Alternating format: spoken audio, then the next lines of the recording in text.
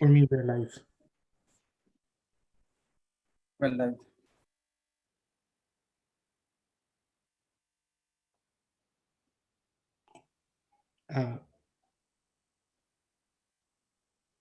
Yep. We're good to go, Urmi. You may start.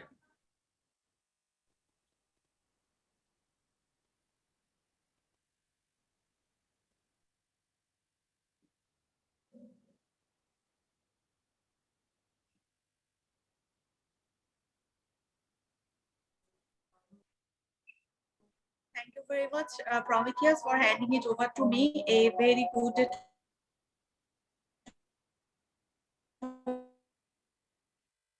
everyone. Before I welcome you all, I would like to ask Sir to say a few words for. Thank you, Urmi. My job is to just welcome you. It's a great occasion to see you all on the screen. This is Social Business Day. It's supposed to be a gathering, a family gathering.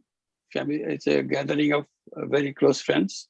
When I look at the screen, I see what it means. It's a wonderful occasion to get everybody together and see face to face, despite the fact we are all isolated in our own corners because of the pandemic. But still we can come out and say hello to each other.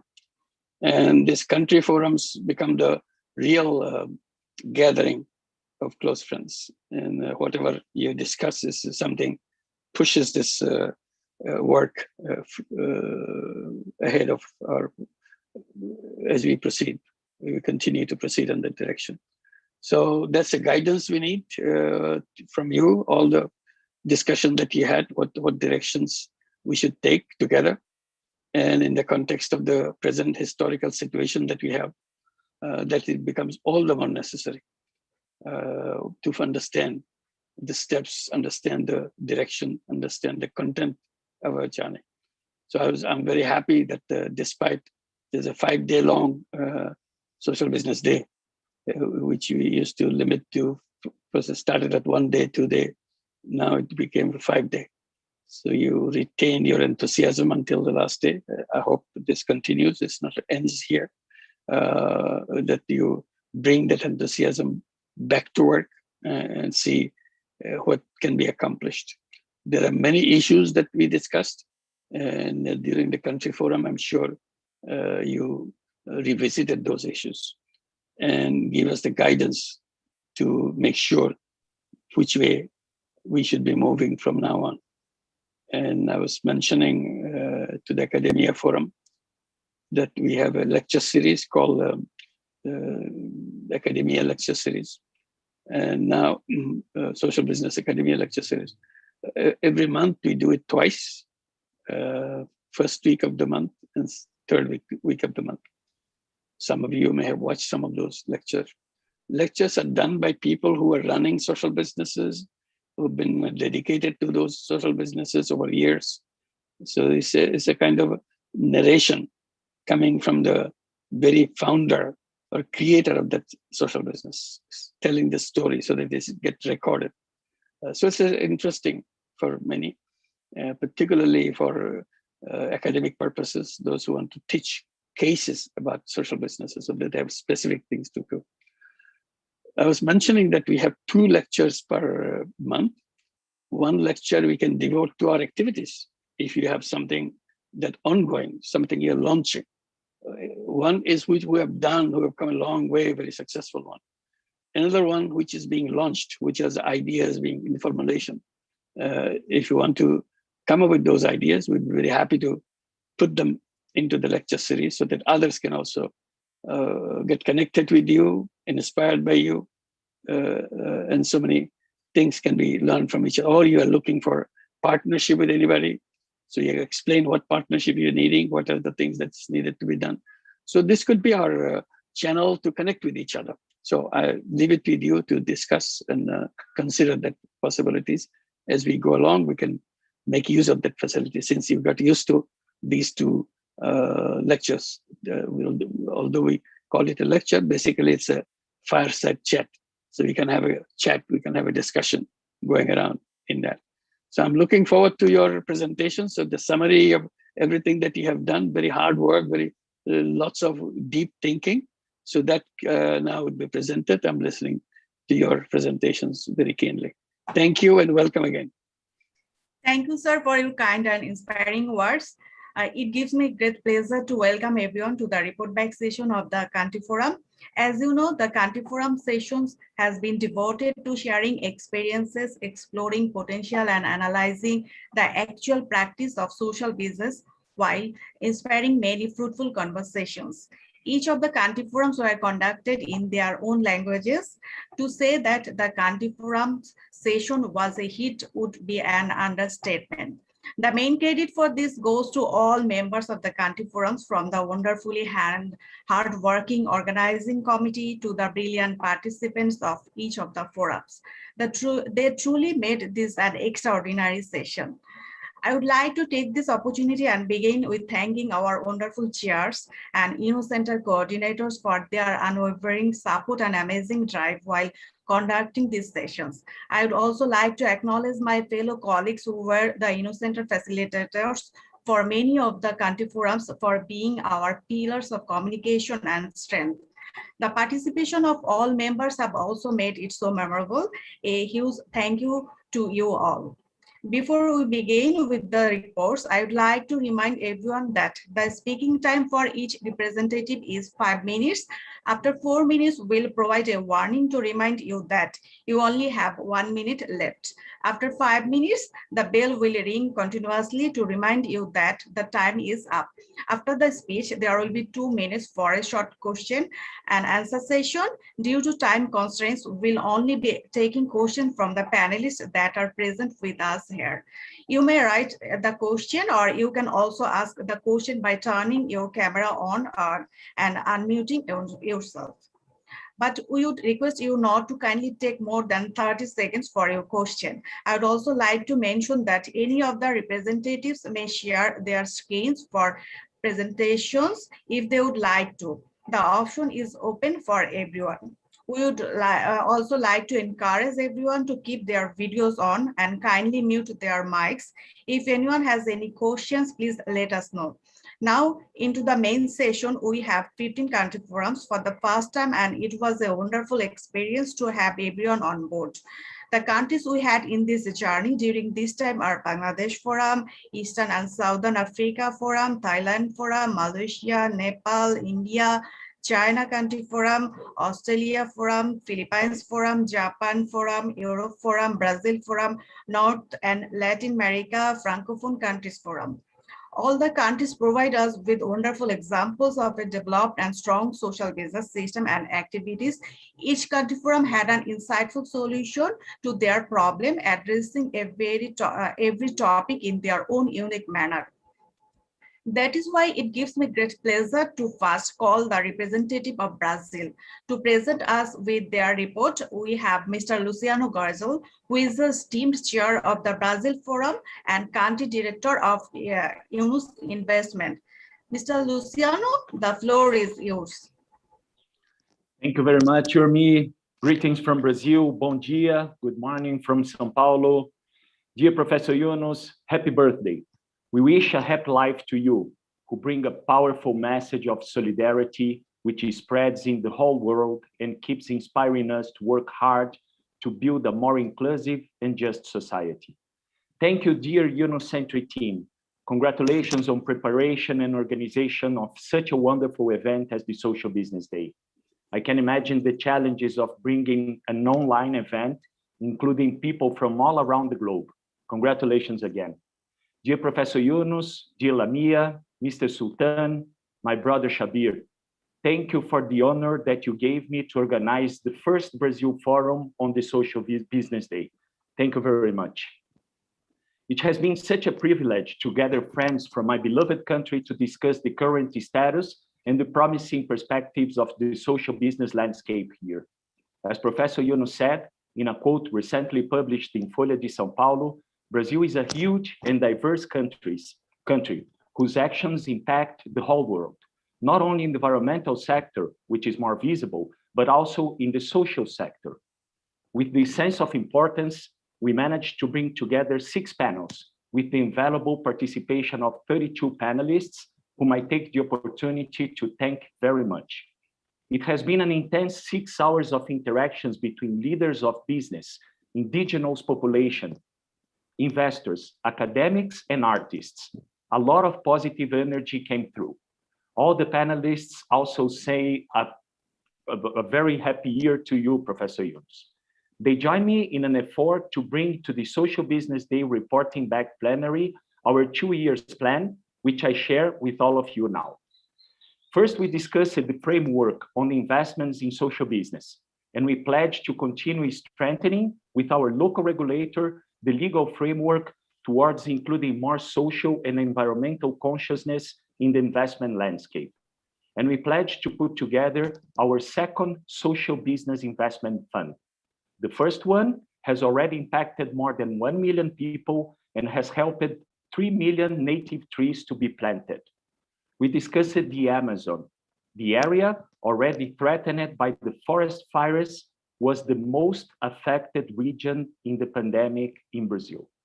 A lot of precious lives were lost, including from indigenous people who lost a lot of family and community members.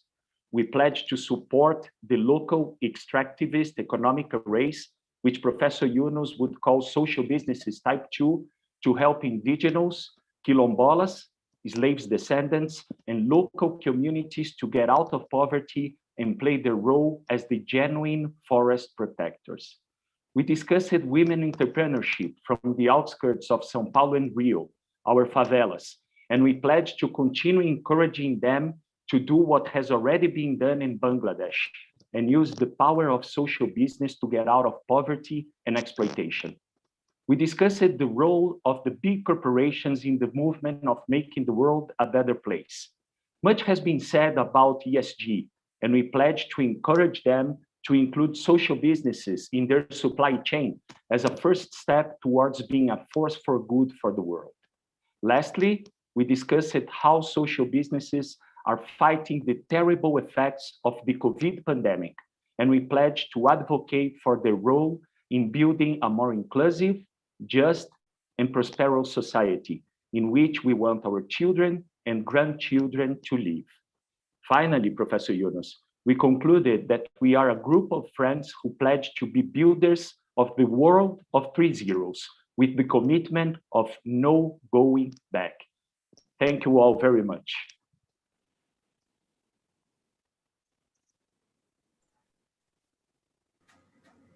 Thank you for your amazing report, Mr. Luciano. Now we'd like to open the platform for questions. If anyone has any questions, kindly please unmute yourself.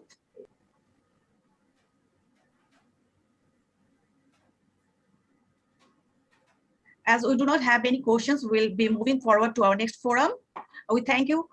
With that, thank you once again. We look forward to knowing how the Brazil Forum have worked in next year's Social Business Day. Next, we have our very own Bangladesh Country Forum. To present the Bangladesh Forum, Mr. Osman Dali, Chief of Staff, YY Ventures Limited, will present us with the report. Mr. Osman, the stage is yours. Thank you, Urmi Hussain. Assalamu alaikum, everyone. My name is Osman Dali. I'm currently working as the Chief of Staff at YY Ventures. First of all, I'm delighted to report back to you from the Bangladesh Country Forum at Social Business Day 2021. We are thankful to Bangladesh Forum Organizing Committee members, Nurjahan Begum, Chair of Forum Organizing Committee, our moderators, Nazneen Madam, Managing Director, Grameen Communications, Fariduddin Ahmed Sir, Senior Forest Management Specialist, Orno Foundation, our speakers, Lamia Murshidappa, Executive Director of Yunus Center, Shajib and Khairul Islam, founder of YY Ventures, and other distinguished speakers from different social business enterprises. We are grateful to Sir Professor Yunus for attending the session and sharing his concluding remarks. We would like to thank 118 participants who joined our forum yesterday. Saying that, we need to think and move forward with the new generation, and the global pandemic is helping us to learn different things in new ways. There has also been a lot of innovations taking place during this crisis. We are committed to the call of no going back, and we are seeking to find new ways, paths, and models to create a just and sustainable future of our nation. By keeping our mission in mind, the Bangladesh Country Forum of Social Business Day 2021 was organized. Our theme was creating a world of 3 zeros and focusing on 5 different topics in different breakout sessions. We focused on zero net carbon emission, zero wealth concentration for ending poverty, zero unemployment by unleashing entrepreneurship in all, microcredit and social business, and COVID-19 recovery.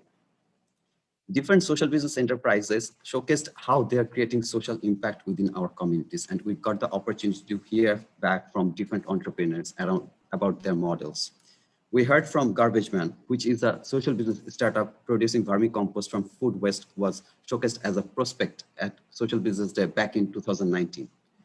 During this year's forum, they have shared updates of their revenue streams, waste recycling, and vermicompost production.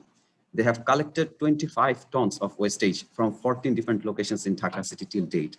They have also trained Rohingya female refugees to prepare upcycle products with support from World Food Programme so that the particular community can serve their own needs. We heard from another enterprise, which is Onnosheba, which is a catering service that supplies nutritious food for poor communities at an affordable cost in Chattogram, was also showcased in Social Business Day 2019.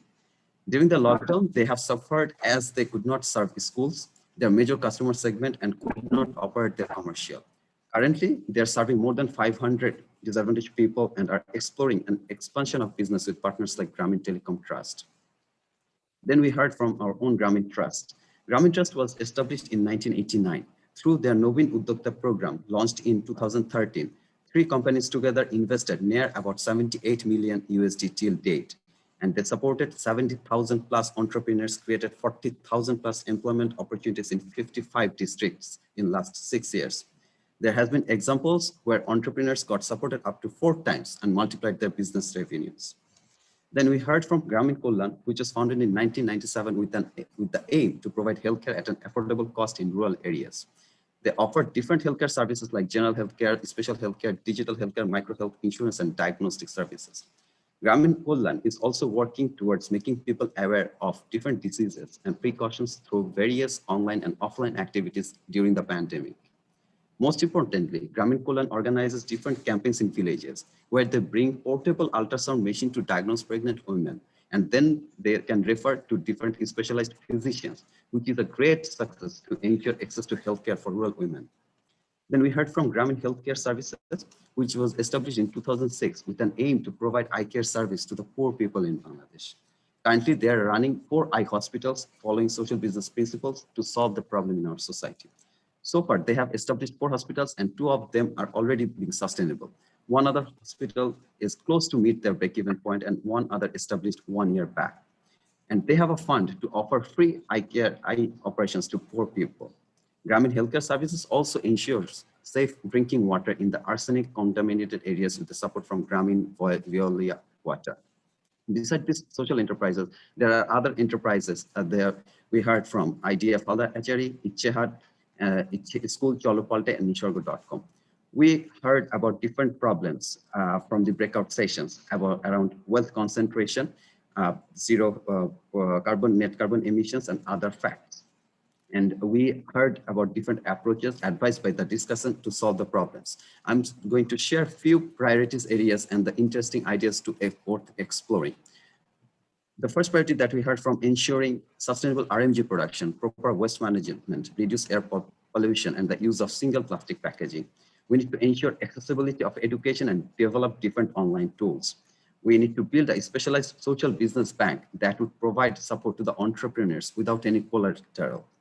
We need to ensure healthcare is the first priority at this moment. We need to ensure people maintain safety standards to avoid the spread of COVID-19 virus.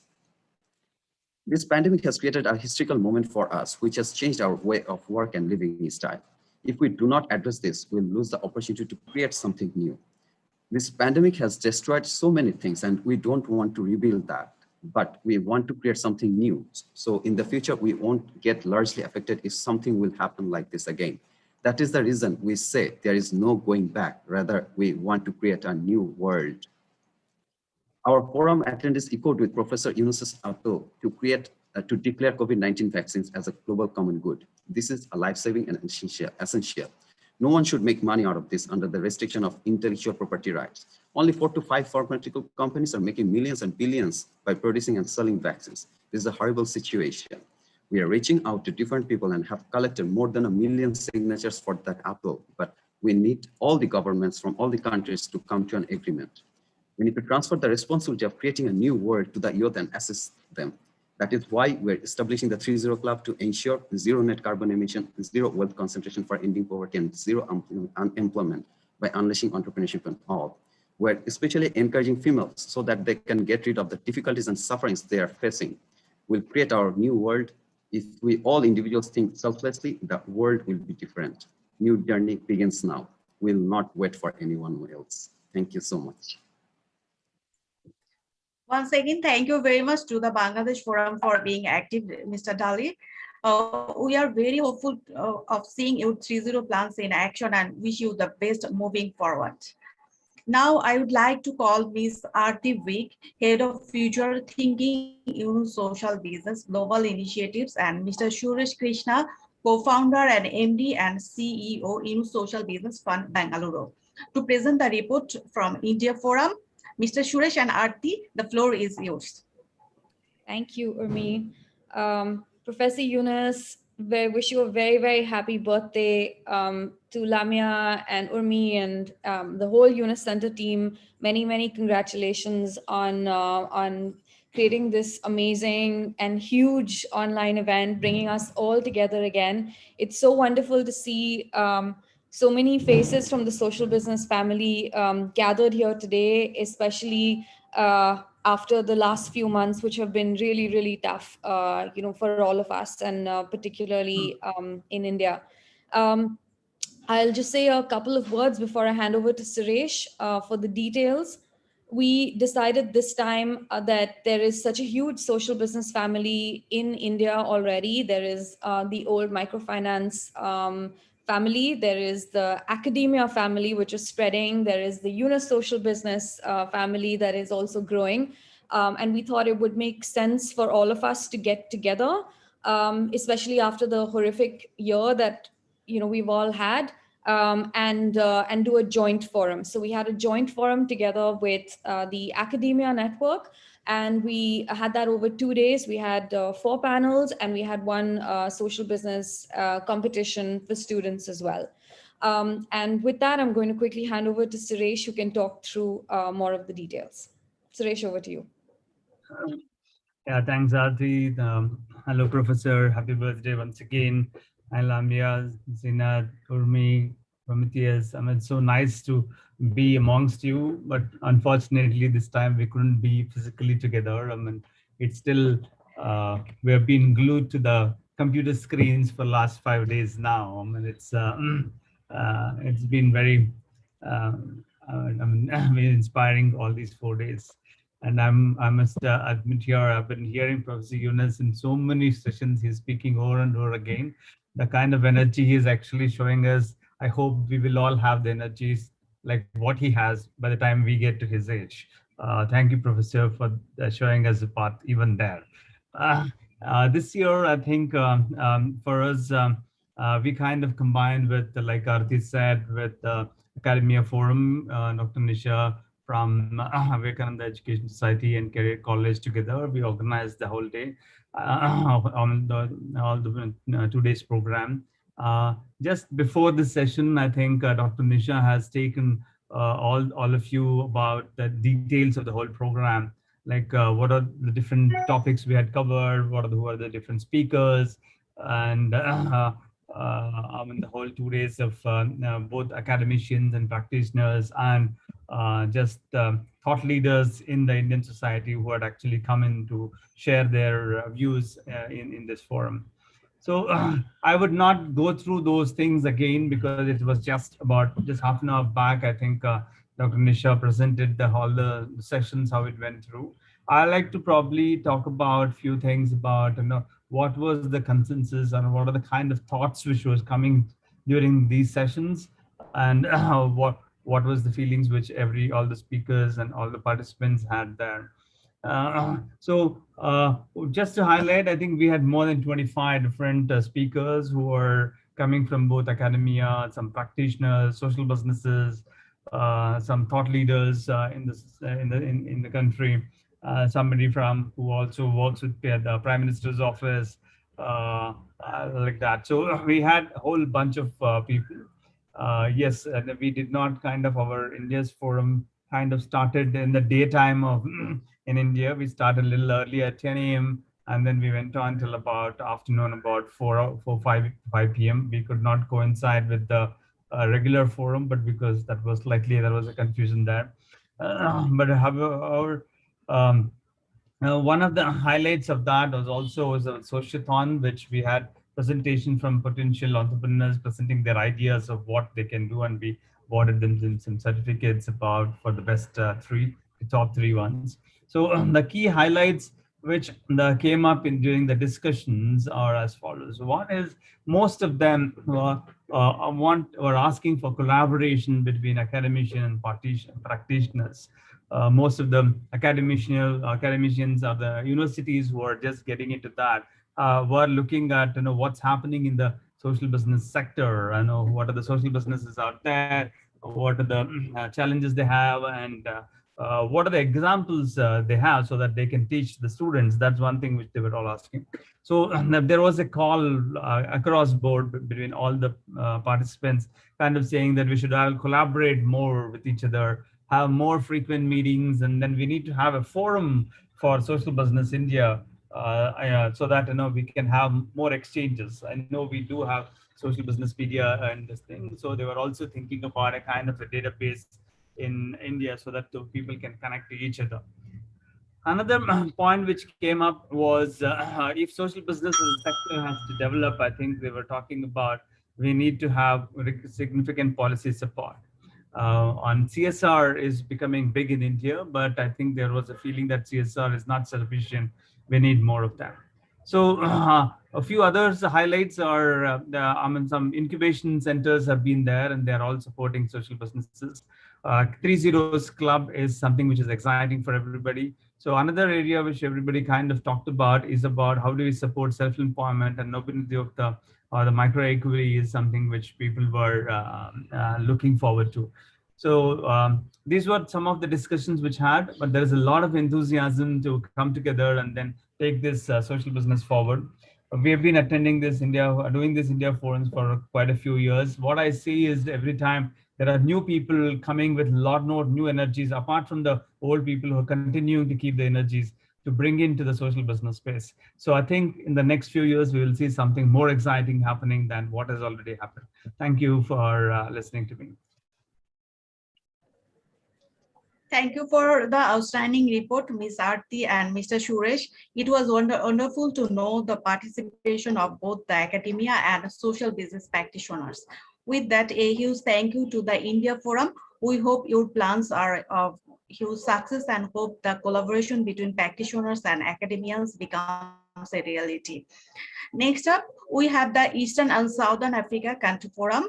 To present the report of this forum, we have the distinguished chair, Dr. Douglas Manjangbi, researcher and social entrepreneur of Catholic University of Zimbabwe, with us. Now, I would like to call Dr. Douglas to take the floor. Dr. Douglas. Thank you very much. Thank you. Foremost, I would want to thank for this opportunity to meet the East and the Southern Africa Social Business Regional Forum, both of them, the academia and the regional one. I'll say my full remarks in the closing speech. Well, I go straight into the report back of the regional forum. We had 24 panelists and four co-chairs who were sitting as moderators for the session, and with in-person contributions, and a visit by Professor Yunus and Ms. Lamia Moshad. Thank you very much for your contributions. Our theme was now going back to the pre-pandemic self-destructive world, and as we focus to utilize equitably the key resources and save humanity and the planet. Indeed, Africa is faced by a multiplicity of socio-economic, political, gender, equity, historical legacy challenges in the back of abundant resources. To this extent, we then designed our fora, the regional fora, to deal with generic issues, whereby we met with practitioners and the academicians, and the academia regional fora to sharpen the ideas as our lab. The key problems that we dealt with, I'll point out the problems, but amongst there's so many of them, but we dealt with them and mapped out the roadmap forward. We dealt with first the inequalities caused by historical imbalances, such as marginalization of women, the youth, and the disadvantaged. What came out clearly out, which I'll point out categorically right from the start, is a call for a youth forum and the call to utilize aggressively the 3 zeros. There was as well an development and co-creation of the rural economy through financial inclusion strengthened by microfinance institutions and supporting social businesses. There was also a need to revisit our education system to support productivity. There was a call for the contribution of universities in research and policy making. There was also a call for policy intervention to promote social business, as just happened to other empowerment laws. There was also a call for immediate action to climate change and rural agriculture and production in these areas for the emergence of new diseases. There was as well call for an urgent need to look at music as an entertainment and a healing art, and creating employment and social businesses out of music and for the youth. There was also need to look at the importance of sports as a reducing inequalities and improvement of socio-economic, health and well-being of humanity, and as a social business. There was also need to look at this development as positive developments for the problems of gender equalities. There was as well a challenges to look at the pandemics that come about in view of the social shock doctrine, whereby the disasters and crises are taken as opportunities to make money. For example, the COVID-19 pandemic giving rise to what someone ascribed to as COVID billionaires. There was as well call for intergenerational dialogues and share experiences and best practices and lessons from those from industry.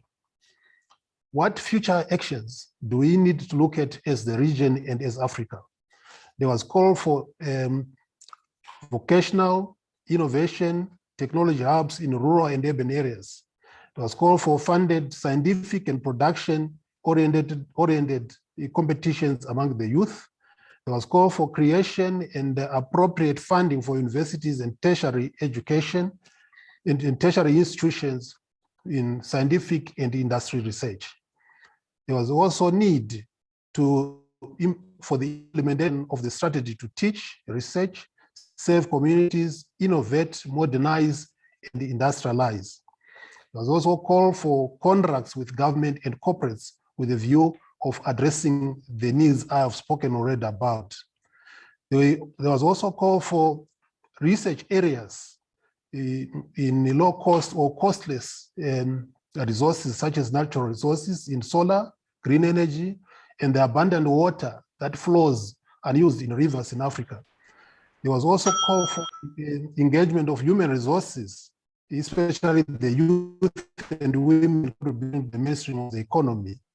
There was also a call for fertilizers and fossils and carbon emissions to be researched on, and social business in education, industry, and commerce to be looked at.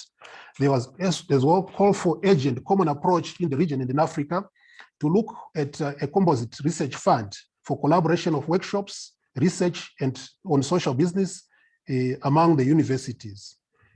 The major issue going forward was to look at the convergence of social business as a way forward in Africa. Thank you very much.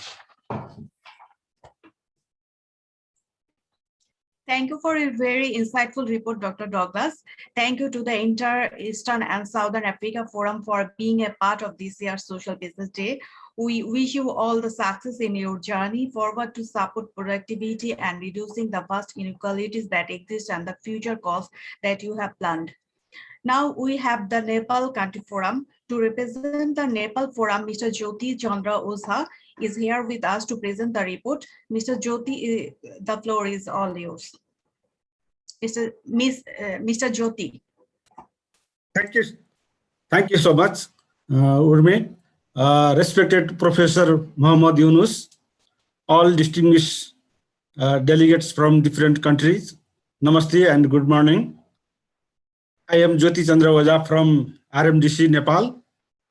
On behalf of the Country Forum Nepal Organizing Committee and myself, I would like to express my sincere thanks for providing me this opportunity to present 2-year action plan in this renowned forum. Nepal Forum has prepared this action plan with the participation of 256 concerned professional and past unanimously. This plan has prepared in keeping view of the present socio-economic condition of the country. This is based on the 3-0 concept of the social business. Thus, I have prepared my presentation in 3 parts, mentioning the gist of 2-year action plan of each. Regarding the social business and entrepreneurship development, the following are the action plan. MFI will collaborate with Rural High School for establishment of 20 enterprise incubation center for students, prepare 20 story of successful micro entrepreneurs to educate potential micro entrepreneurs, organize 25 exchange visit program for potential micro entrepreneur to successful enterprise, promote 1,000 high school graduate children of MFI member for entrepreneurship development. MFI and academic institution will jointly create skill development fund for entrepreneurship development, conduct a study of the status of returning migrant for development of self-employment, prepare inventory of returning migrant and their skill for encouraging them to undertake micro enterprise for self-employment. The next part of is the improving the lives of poorest and marginalized family. In this aspect, the following are the action plan. Each MFI will conduct survey to identify the most deprived family under their jurisdiction within the 6 months. Each concerned MFI will depute its staff to outreach the target group to conduct required training and organize them to group and provide required service within the year.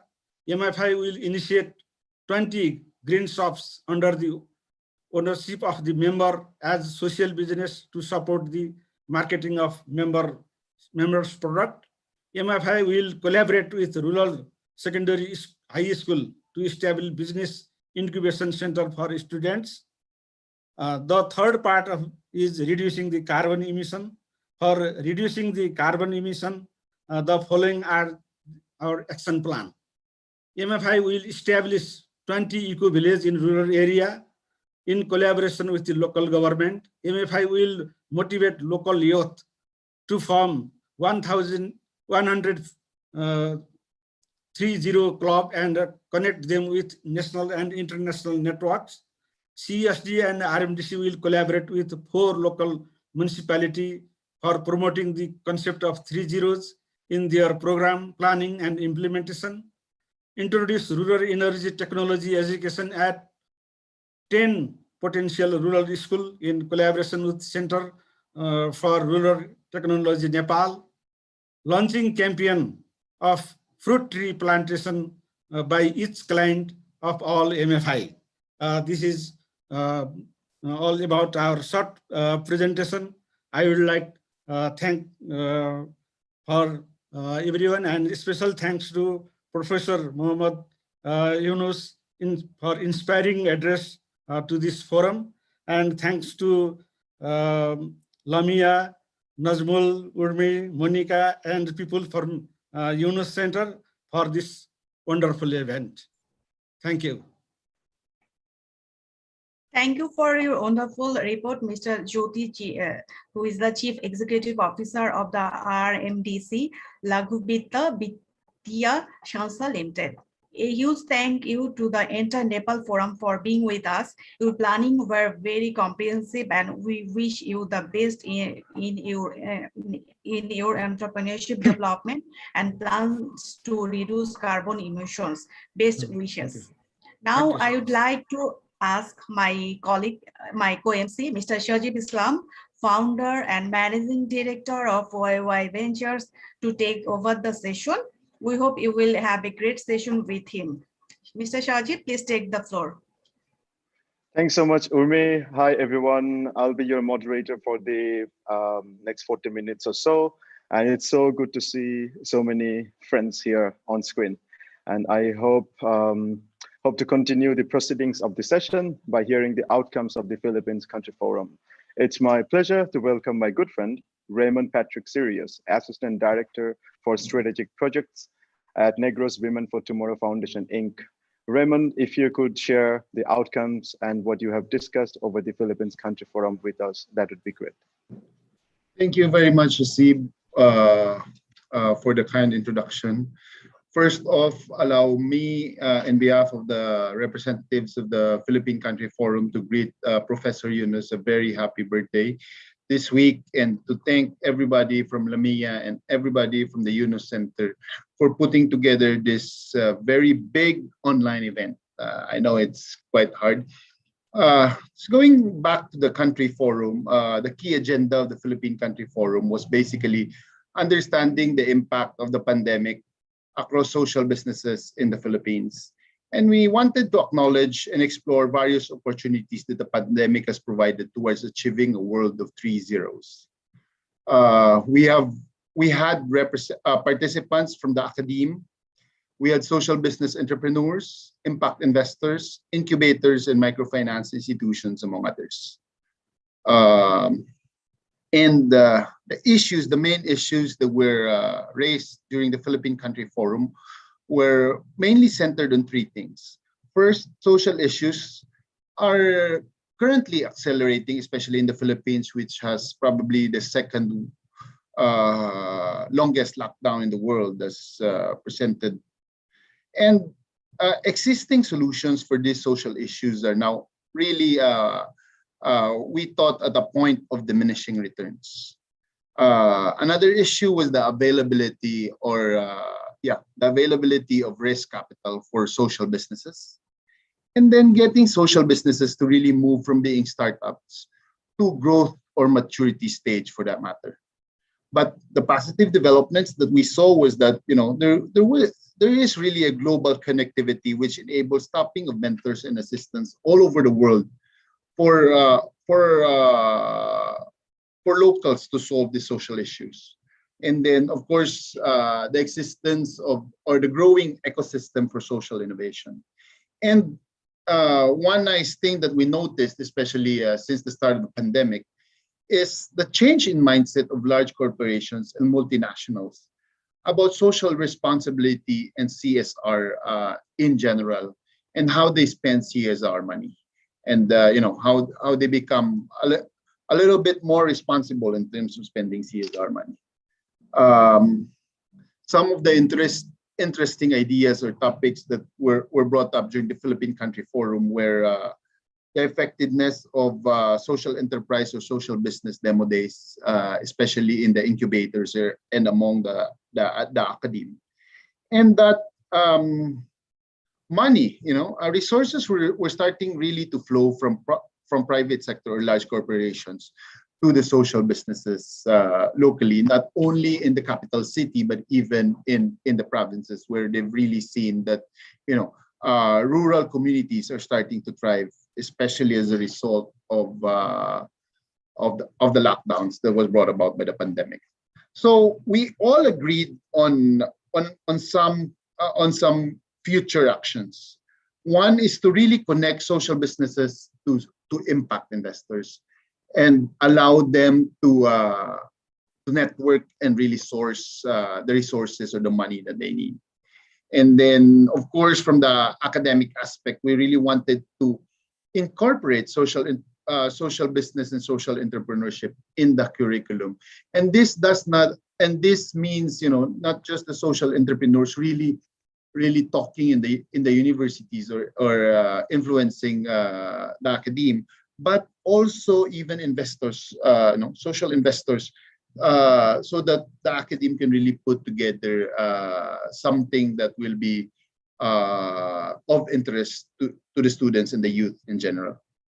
And then we wanted to search for advocates, especially within the big corporations and the government sector, for that matter, in terms of social business and social entrepreneurship.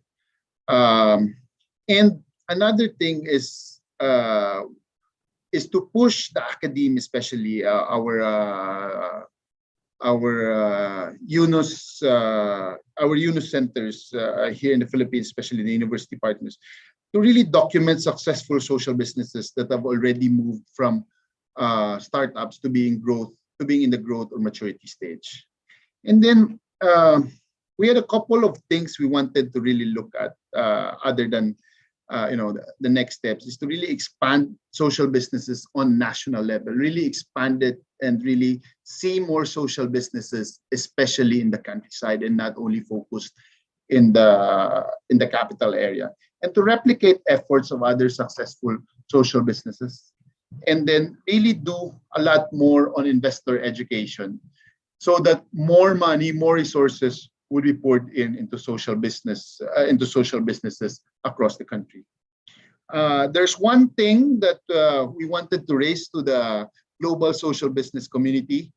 One thing that we've seen that is really best practice among you guys in the UNOS Center, in the UNOS Social Business Network, is that we're able to tap CSR money for social business, and we wanted to really look closely on what the best practices are on this, and if there is ample documentation on this, we'd really love to see it and really look closely so that we can replicate it here in the Philippines.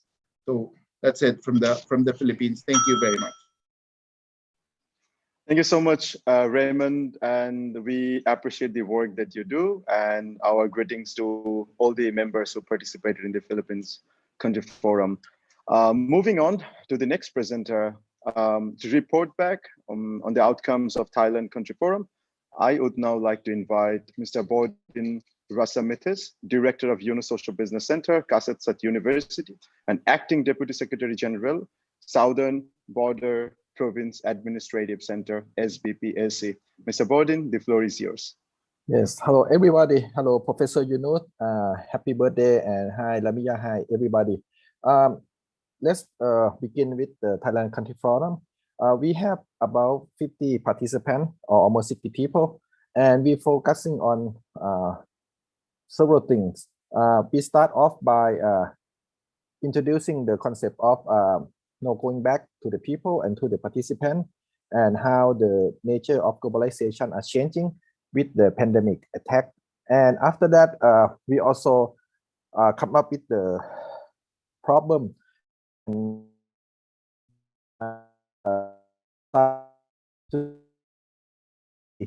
that new young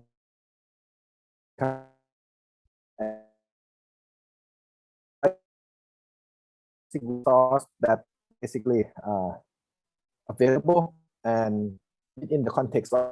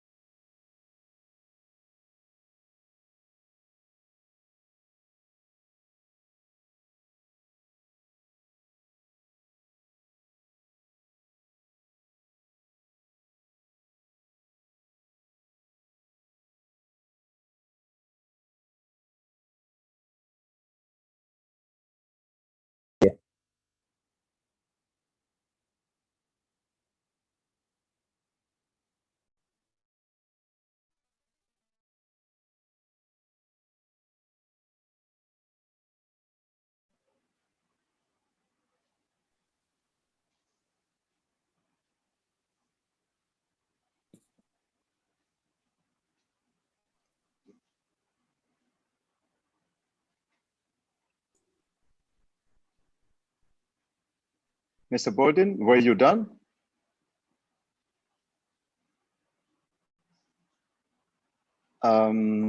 Is there anyone who can step in? Dr. Faiz, are you there with us? Well, I'm here, but unfortunately, I don't have the notes from the forum. I would have loved to carry on. I think Professor Borden is experiencing a interruption, but we do have.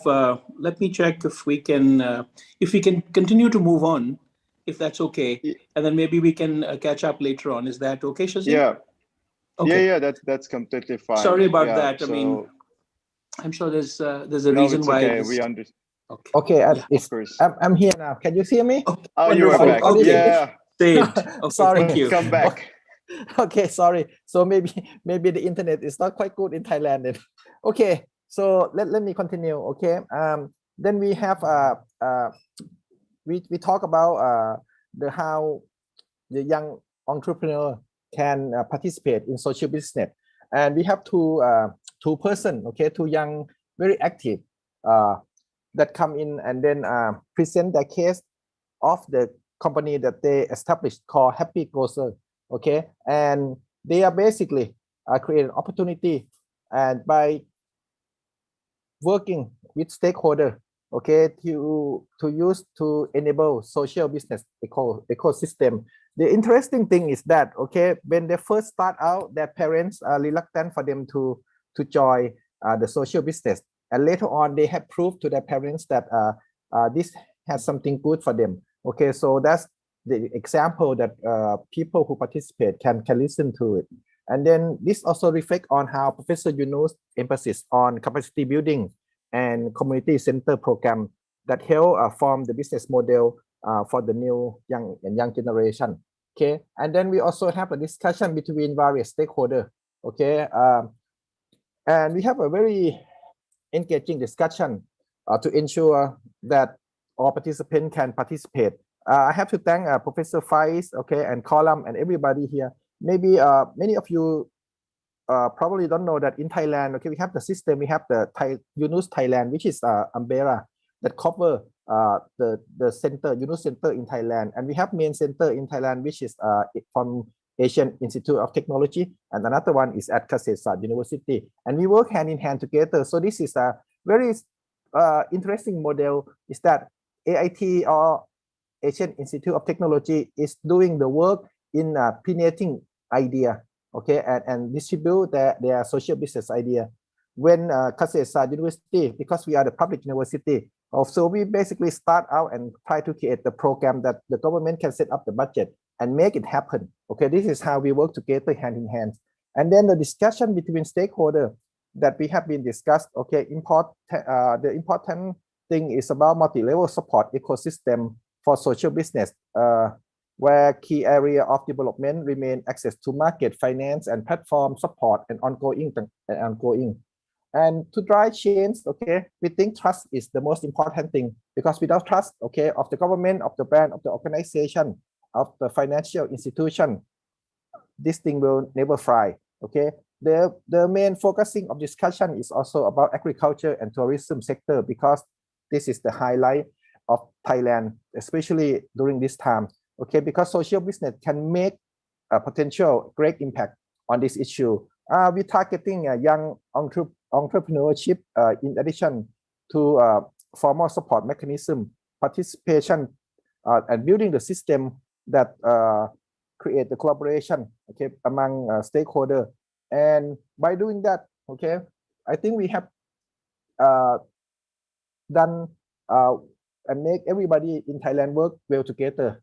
And also we have another session called brainstorming activities, which we basically allow people to brainstorm their idea and have a common objective, okay, to create a supportive ecosystem so that a young entrepreneur can gain knowledge and exchange knowledge and try to have a capacity building and increase outreach, and then make sure that they have a mentoring system, okay, and the supporting system for young people. And at the end, okay, Professor Yunus also shared that his thoughts. So thank you very much for listening, and I'm sorry that I was cut out. Thanks so much, Mr. Bodin, we all understand and we all struggle with internet, but we are happy to have you. Next up, I would like to invite for the presentation of Malaysia Country Forum, Nur Farini Dayang, Chief Executive Officer, Youth Trust Foundation. Over to you, Nini, and I'm jealous of the background that you have. Thank you, Shazib. Hello, everyone. Hello, Professor Yunus, Lamia, the entire team from Committees, Urmi, so on and so forth. I'm so pleased to see everyone here. Welcome to Malaysia. You're all now by the beach.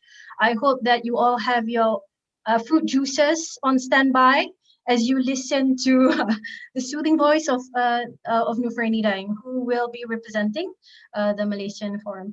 If I may share my screen. My slide. Can you see it? Yes. Okay, wonderful. So we did this hand in hand with our friends from UKM, and Alhamdulillah, we had the participation. I mean, the forum was really to re-establish bonds, get together, seeing as there were a lot of things that happened on ground and affected all of us, irrespective of the type of stakeholders you were. Essentially, it was really to look into a mapping of social business Malaysia, understand where everyone was, what are the sort of programs, products and services, pain points and strengths that we could look and address together. I think as a result is we want to point out and get to the point where at the end of the day, we really are not alone. It has been very difficult, but you are not alone, and to really leverage on this notion of working together. After which we wanted to look into developing more of real goals as a country, leveraging on existing national initiatives by particularly the guys who can make decisions at a national level, and kickstarting of the 3-0 Club. And above all, it was really about celebrating small wins and really look into all the great and positive stuff that is still ongoing. So I think just to give you a view, we had 14 people joining us, and it was from multiple ecosystem players, mostly social businesses, the academia, obviously the government, as well as intermediaries such as us in MyHarapan. So we looked into some of the social businesses. We had Athena Empowers, which does feminine healthcare products. We have Box and Beyond, which does essentially media production, and a Coffee for Good. I think it's self-explanatory. They do retail coffee. Is their coffee house. Discover Muay Thai.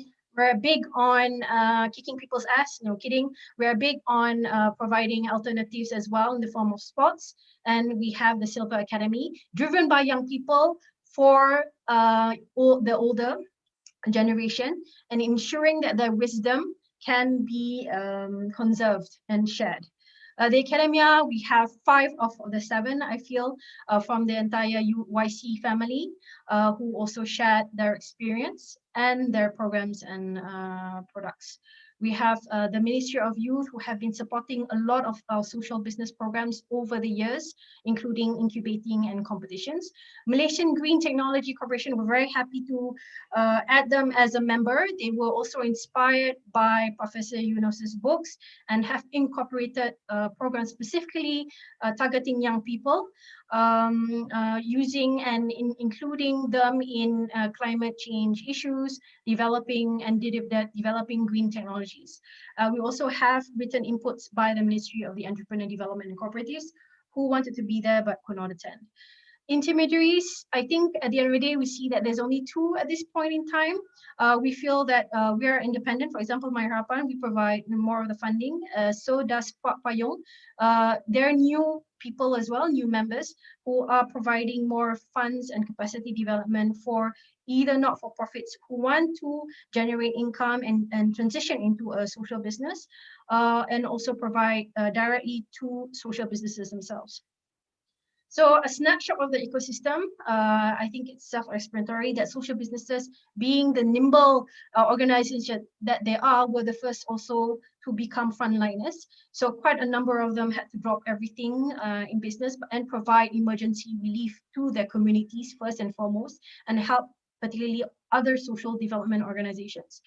I think what they've done as well, really well, is adapt to digital technologies and e-commerce. It has been difficult, but I think there are many incentives nowadays by the government and by corporate sector to provide these schemes. They're also developing new innovations with new problems. You know, necessity is the mother of all inventions. We're seeing quite a lot of new inventions coming in from social businesses. While they are small, we feel that they can be replicable. I think at the end of the day, there was a lot of incubators which were trying to develop more grassroots social business entrepreneurs, and right before the pandemic. So now it's really in ensuring that they can be provided with the assistance to ensure that they can survive before and stay afloat before that they thrive. Academia, I think that we've seen that there's a lot of things going on at academia, but within the respective universities. Now it's really about seeing how we can engage everyone. What they've done well is to engage their respective communities and to work with the corporates within the areas that they are in. Okay, so I'm going to move on to the fact that government is very keen on social entrepreneurship. The blueprint that we're developing includes social business, inshallah. The education system also is looking into embedding social entrepreneurship across both secondary and tertiary education. So there's a lot of going on. I think there are some, obviously there's some challenges. It's really about identifying where we are, who we are, what is it that we're doing. I think we really want to look into social business research, which is accessible to everyone, and I mean everyone. And I think there's a process where we need to adapt to the pandemic, and how can we fully utilize all our strengths.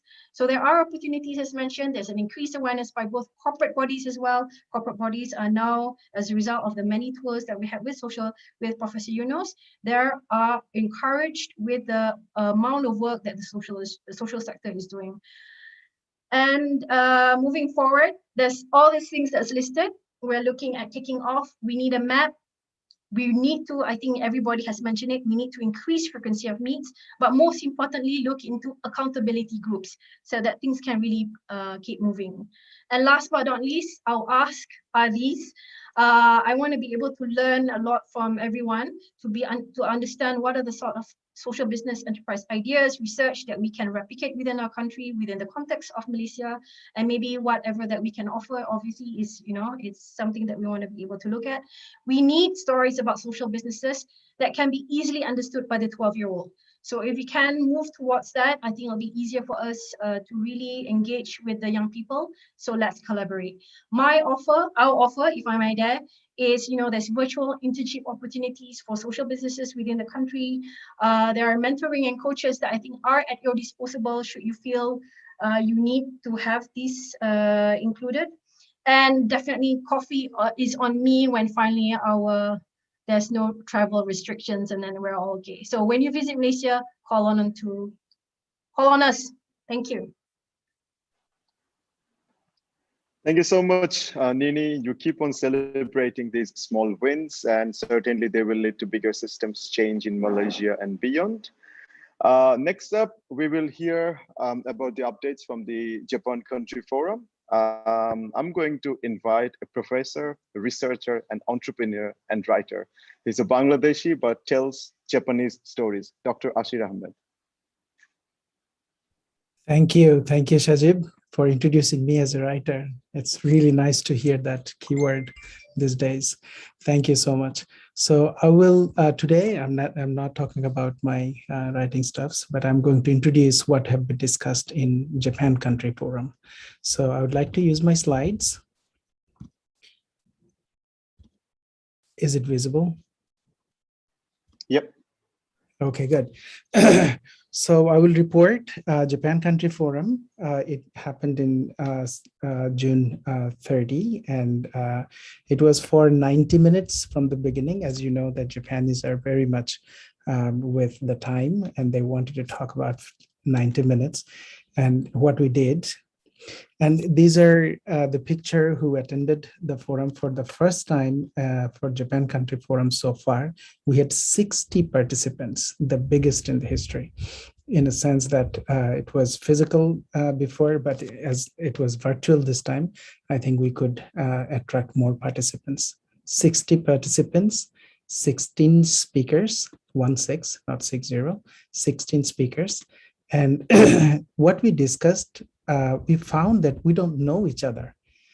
We all are Japanese doing something with Professor Yunus, and we're doing something with, doing social business with Yunus Center, but they're communicating Yunus Center individually. But we do not, we are working like silos by silos, but we are not really discussing in Japan. So this was a unique opportunity for us to introduce ourselves first, and then we introduced what we do, and then what the challenges do we have. So this is the metrics, all of the company names and who represented 16 companies. So it was easy for me to make a 4x4 matrix. And when you look at these companies, they're not only working in Bangladesh. If you look at this map, the red marks, 6 out of 16 companies, 10 companies are operating in Japan. So they have identified a social problem in Japan, and they have established a company inside Japan, and they're operating the company in Japan. 10 companies, and 5 operates in Bangladesh, and 1, it has a global presence. I will talk about this later. So the red marked companies are actually the Japanese company. So what kind of problems they are tackling, and what exactly is their areas of expertise? So Human Harbor, it's a company. This company works, it's a very unique social business company. They try to make opportunity, give employment opportunity for the ex-prisoners. In Japan, it's a very big problem. The prisoners, they commit crime. When they're finished with the jail, they come back, but there is no room for them to live in this society. So they make another crime, and then they go back to the jail. So Japan also has a lot of poverty. Grameen Nippon was established. Someone from Grameen Nippon, Grameen Japan Sun Power Auto, it's a company. It's operating in Bangladesh. They're working on the automobile industry. Grameen Uglina on agriculture and healthcare as well. Kyushu Social Business Forum funding. This is a very unique thing came up in Japan from the last 2 years. They're now using Japanese government fund to fund social business initiatives in Japan. So that's somebody hear it for the first time, they can apply for funding in Japan as well. Grameen Uniqlo, it has presence in Bangladesh as well. You know about it. Grameen Auto Training School. MySoul, it's a company about, they provide entrepreneurship. Japan Action Tank, it's an company that deals with education.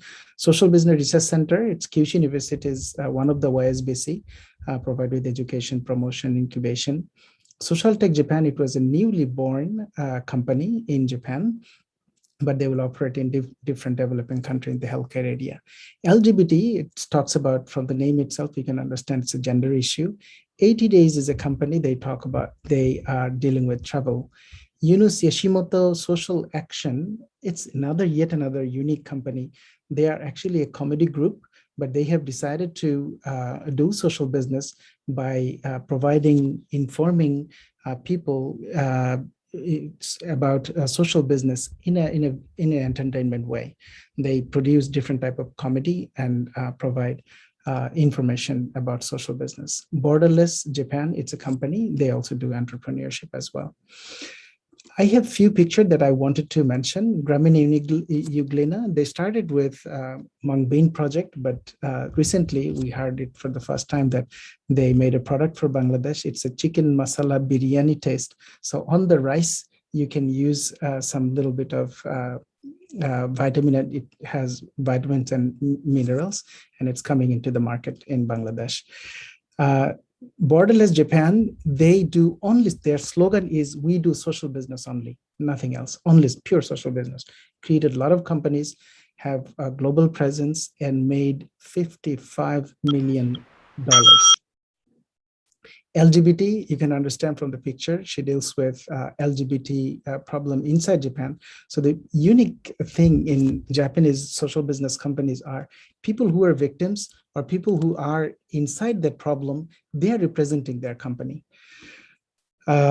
Japan has a lot of poverty, with 15.6%. This is relative poverty, and single mothers are the most problematic.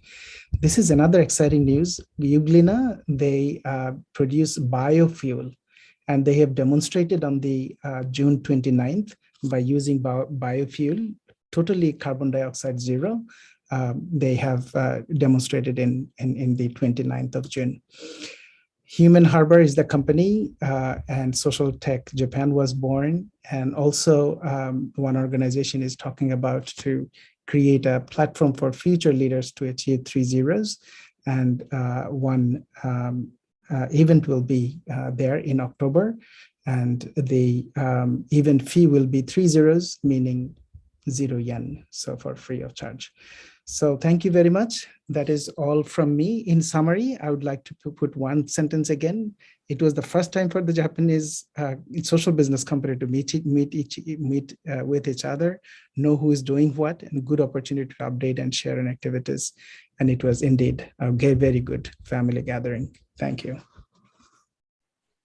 Thank you so much, Dr. Ashir, for your presentation. Next up, we will hear about the Australian Country Forum. And our presenter, other than his role as the Master of Ceremonies at Social Business Conferences, also works at Brolton Group as a contracts administrator and is a board member at Grameen Australia, member of the Board of Trustees at Grameen Filipinas and Dana Asia. Prometheus Siddiqui. Thank you very much, Shazib. It's an absolute honor, as usual, to speak to all those in the social business family. But before I begin, I must, in the spirit of reconciliation, on behalf of those who have attended the Country Forum across Australia, we acknowledge the traditional custodians of country throughout Australia and their connection to land, sea, and community. We pay our respects to their elders, past and present, and extend that respect to all Aboriginal and Torres Strait Islanders people today. I have to extend my thanks to Lamia and the Yunus Center team, which is Urmi, Zinat, Arman, Sadia, and of course, Aziz Bhai for always being there at the tech support end. And of course, we'd like to thank representatives of YY Ventures, Sharika and Antara, who really made the forum and supported us incredibly with the logistics and other aspects. And of course, Mr. Zurul Haq Biplab, who was one of the facilitators. We had a great representation of speakers for the Australia Forum. We had Dr. Masood Aiza, who's a board member of Grameen Australia, and of course, a Grameen veteran in his own right. We had Adam Mooney, who's the CEO of Grameen Australia. We had Duncan Power, who's the CEO of a social business incubator called Dana Asia, based out of Australia, and he's also the president of Grameen Philippines. We had Dr. Sanjay Kurupu, who's the director of Yunus Social Business Center at University of South Australia. We had Professor Pradeep Ray, who was one of the founders of the WHO Collaborating Center on eHealth at University of New South Wales, Australia. And of course, he had the founding YSBC at UNSW as well. And of course, we had Dr. Mahfouz Ashraf, who's a course coordinator at the Crown Institute of Higher Education and one of the veteran researchers in social business. Now, the overall theme that we tried to structure the Australia Forum was how essentially the impact of COVID across the Australian economy, society in general, and can microcredit and social business be a positive catalyst towards overcoming these challenges? Can it make it a resilient economy in some shape or form?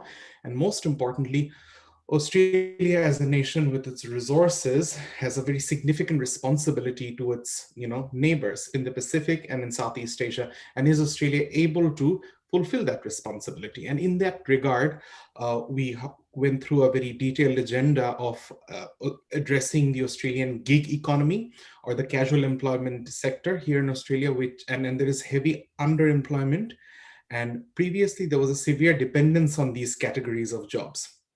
Ever since COVID hit, the Australian economy, whilst it's being reported heavily that the Australian economy in the OECD has had the best recovery, but we have still seen an incredible amount of, number of jobs which have been lost, particularly in the casual and the gig economy. Now, all of this has simply happened because there hasn't been enough incentives around supporting social businesses. Whilst the government and the private sector has, pumped in a lot of money, there has been a lot of financing going on in the social safety net programs and things like that. But the fundamental issues have not been addressed, which is we've got a system here which does not work. And as a result of it, we've had, apart from job losses, and a significant rise in mental health issues. As I sit here, it's about 10:30 at night in Sydney. We are under a strict lockdown, and people are facing severe mental health issues. And we as a nation right now, the level of compassion that we should be showing, it could be better. Now, all of these things are very important because this is where we thought we are seeing as we go along. Grameen Australia, which is about to launch a microcredit pilot operation in Australia, actually brings a culmination of the solutions here. First of all, financing women in the gig economy, in the casual employment sector, particularly individuals who don't have that access to finance, and they've basically always been left out. Now, once a microcredit operation is set up here, we get to address their liquidity challenges. We get to include a lot more women in business. And apart from glass ceilings in the corporate sector and other spheres, getting women involved in small businesses simply because they've not been given enough opportunities and the finances are often not available. There have been many programs run by the government in different sectors, but there obviously a lot more could be done. And the Grameen microcredit style of program, we believe, will certainly address this, and the evidence of this is backed by the success that we've seen in Grameen America. We often got questioned, and even in the forum, all right, Australia and the United States have a different context. However, the fundamentals of the model remain the same.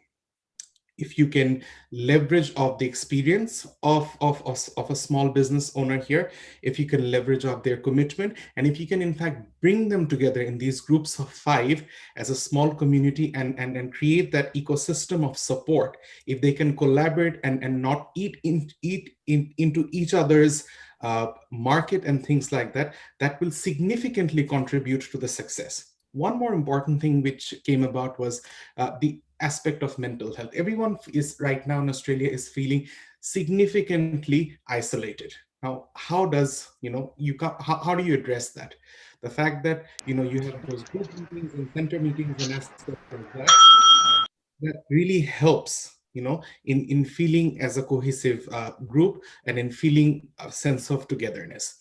Now, as for the aspects of Australia being able to live up to its commitments to its neighbors across the Pacific and in Southeast Asia, that a lot more can be done. Australia has locked down its borders, almost forgotten, whilst it has been able to protect its own citizens, but there is a lot more Australia can do in terms of taking care of its neighbors, which it has done already.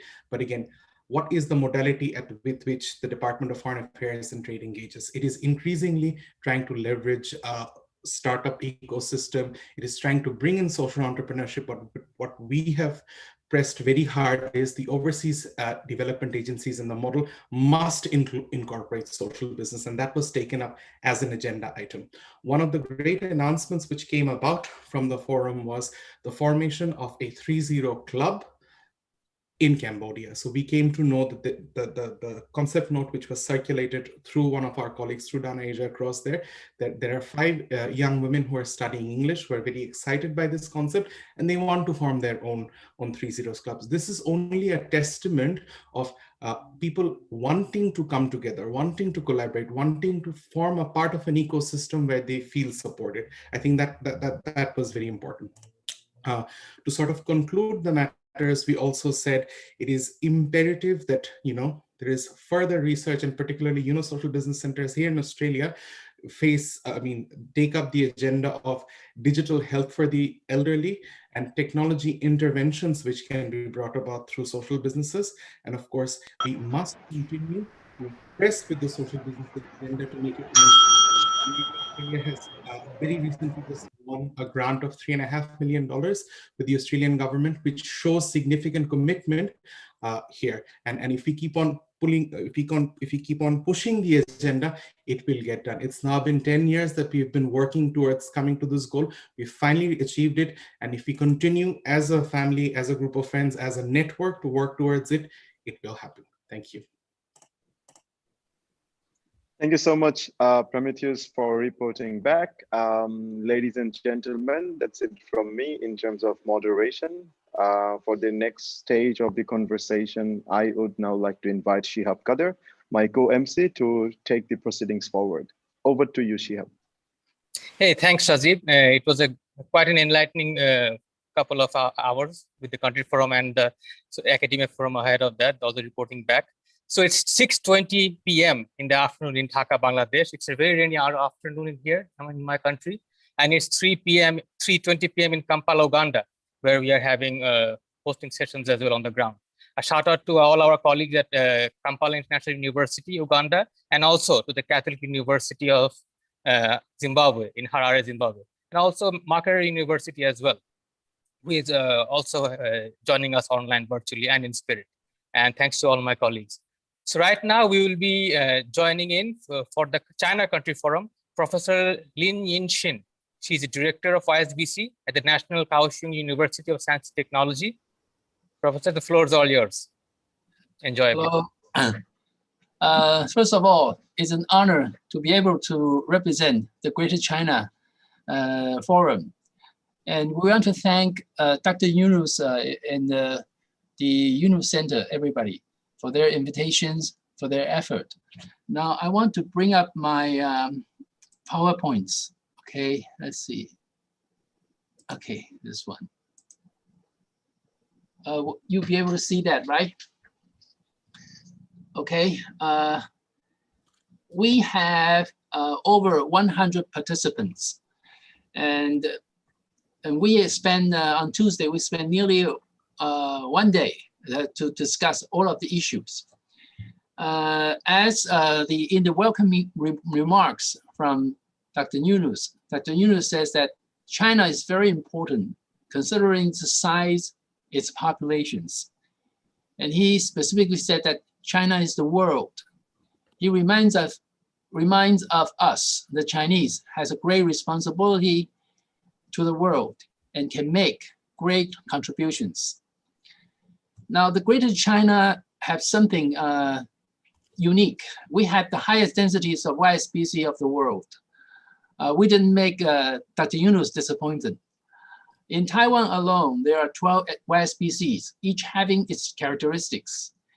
YSBC in mainland China are very good at research at theories, policy, and certifications. Whereas in Hong Kong, they are good at global linkage, finance, and trade. In Taiwan, the YSBC are good at entrepreneurship, innovations, and new type of social business. Now, it is very helpful and very complementary for the YSBC in the Greater China region.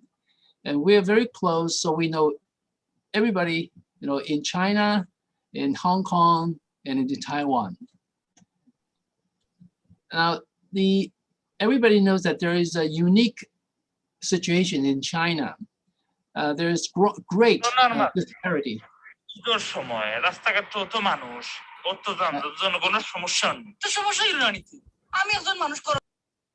Okay.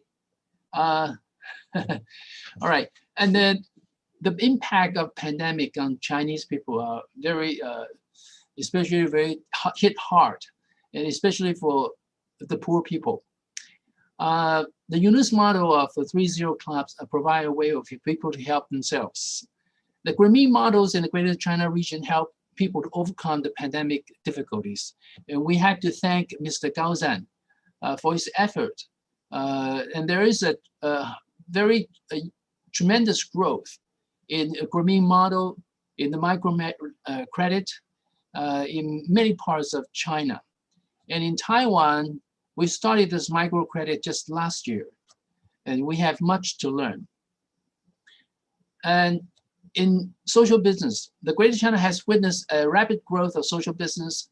In Taiwan alone, there are more than 20,000 social business been created. And in China, the number is around 10,000. And in Hong Kong, it's estimated in hundreds. So there is a increased attention to support the social business. For example, government of Taiwan have policies to encourage, to support, and to have offer tax incentives. And they have declared the year of social business years since 2014 as a new way to solve social and economic problems. There is problem that since this is a very new idea, so we have misunderstandings of social business. There's a confusion as charities. And if we treat social business as charities, then there is no sustainabilities. This is one thing. And second thing is that it is the failure of funding from corporate social responsibilities to social business. And we're trying to bridge the fundings from CSR to social business, but it needs new legislations. And the third thing is that we do not have enough in the Chinese-speaking world, enough of social business examples and informations. And that resulted in the lack of social and policy support. Now, fortunately enough, since we have many universities offering the social business related courses and research, it has helped increase public attention to social business and also increased government support, such as pushing for legislation to bridge CSR funding for social business. And this kind of forums we have for the Greater China regions, cross-strait, so on. And even in China, there is a certifications of social business, and this is a great job.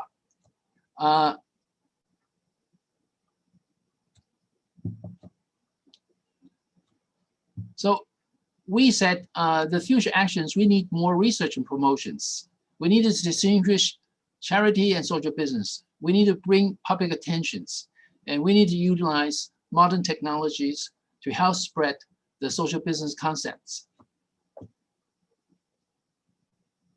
And this is a neglected areas with great potentials. And especially the social business can create sustainabilities and can help tackle the UN 17 SDGs, poverty reductions, environmental protections, and gender equalities. And the inclusions of people from different social layers, like young people and females. And also, we echo Professor Yunus' proposal to provide social vaccines to overcome pandemic problems in difficult areas around the world. Okay. And finally, we think that banking reform is necessary to allow for social business fundings. And we welcome the 3 Zeros Cup. Okay. So this has come to my conclusions. Thank you. Thank you, Professor. That was quite insightful. I would also like to invite Mr. Gao Zhan, the head of Grameen China, if he would like to come and say a few words, sir, if he is here.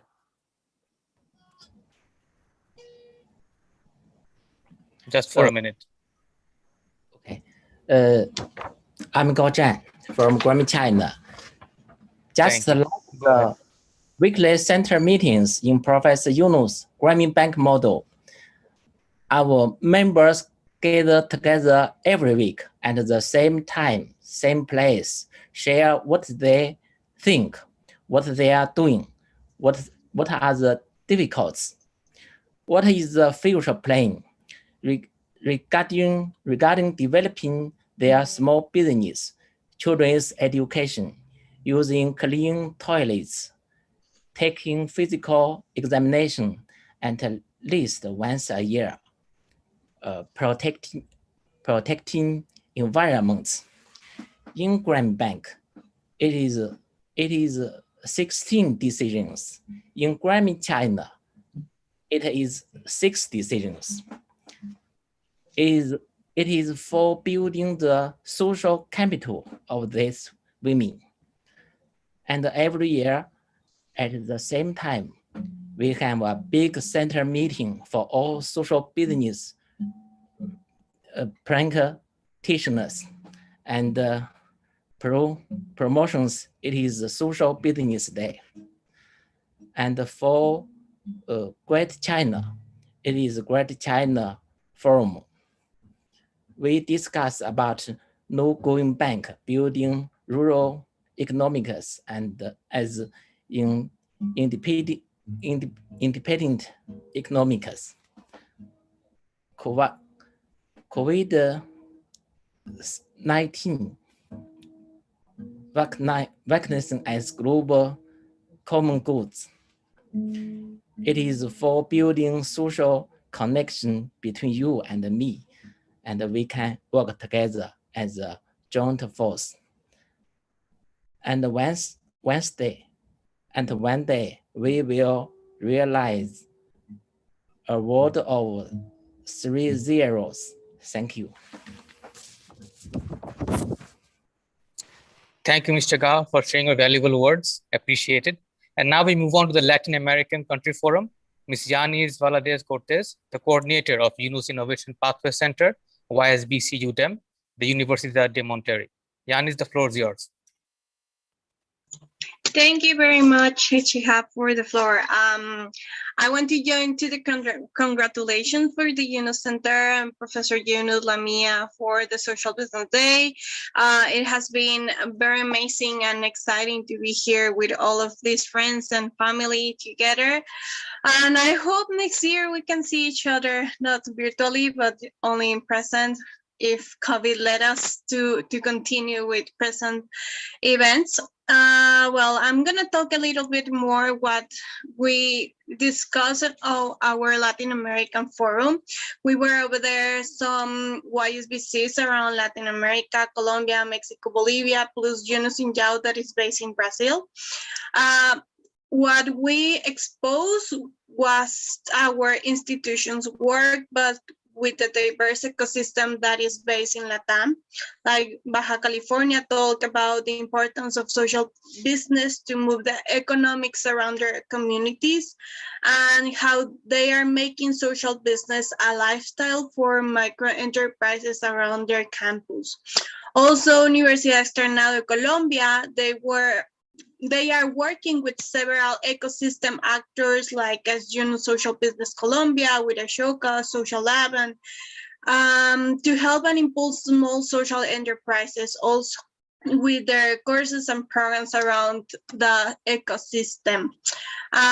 UDEM, University of Monterrey, I present the challenges that Mexico has for social business entrepreneurs. For example, the lack of government resources, the lack of institutional framework for social business enterprises, the low profitability of social businesses as the beginning of projects, and the lack of administration and finances within of the ventures.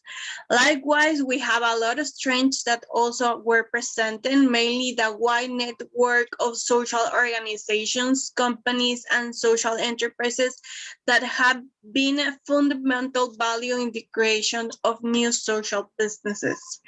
Universidad Privada Cumbre from Bolivia talked about how many entrepreneurs agree on a central purpose to transform the country into a competitive, diversified economy with a greater contribution of knowledge and creativity.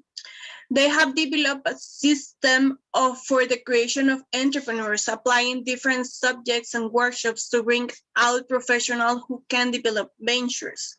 And well, UNOS INJAU from Brazil, since this year they launched the LATAM Fellowship, in which they received more than 300 applicants from 8 different countries that are achieving 12 social development goals. They traduce all the global fellowship for non-English speakers in order to give an opportunity for social business entrepreneurs that live at undeveloped countries to help them scale with training and mentorship. So one of the keys that we talk around is that all Latin America right now, as you know, we are having, well, I think all the world, but mostly Latin America has been actively in these things of government supports. We are passing for many different problems over there, and we are not having the support that we wanted to have from governments, but that is not matter. Do not focus on creating new social value. Also, we know the lack of training for social businesses, entrepreneurs, and the lack of microcredits for social businesses. But the initial question to talk about the problems is how to put the creation and development of social businesses at the center of the Latin American agenda to end poverty. So what we answer to solve these problems is that we must be united by social organizations, universities, and companies that are the ones that can generate opportunities for new entrepreneurs. Likewise, we must stop talking about altruism when referring to social businesses and eliminate the taboo that a social business is not only to help the poor and not to solve their problems from the root. We were talking about that when we refer for social business, when we talk to a new government or to a new entrepreneur that is not based in social value, they always say like, you are part of a missionary or some church religion things, but we want to eliminate that barrier and help social business entrepreneurs to be the ones that are changing the things in the agenda of the political areas and also for big enterprises. And well, we seek to generate synergies between social organizations, companies, and universities to teach social business entrepreneurs to sell their transformation projects and not to ask for money as donations or fundraising. That's also a thing. That's why then they thought that we are doing altruism and not selling the projects. So there is a lack of new knowledge. And well, just to end, we also were interested about the non-going back and reconstruct our societies in the middle of the crisis. We were talking about how to create business and not well-being. And well, to the end, the 5 institutions we agreed to commit to generate one joint project to reconceptualize the business world at LATAM, to bring social business to the center of the social development of the agendas.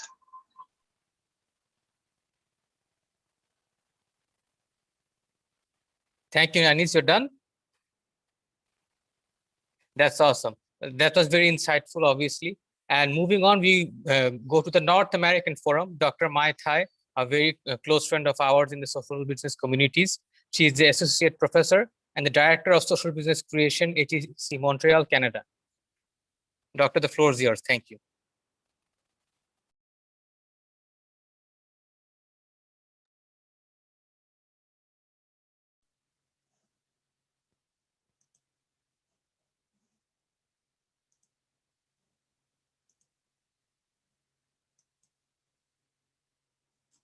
Hello, can you see my screen?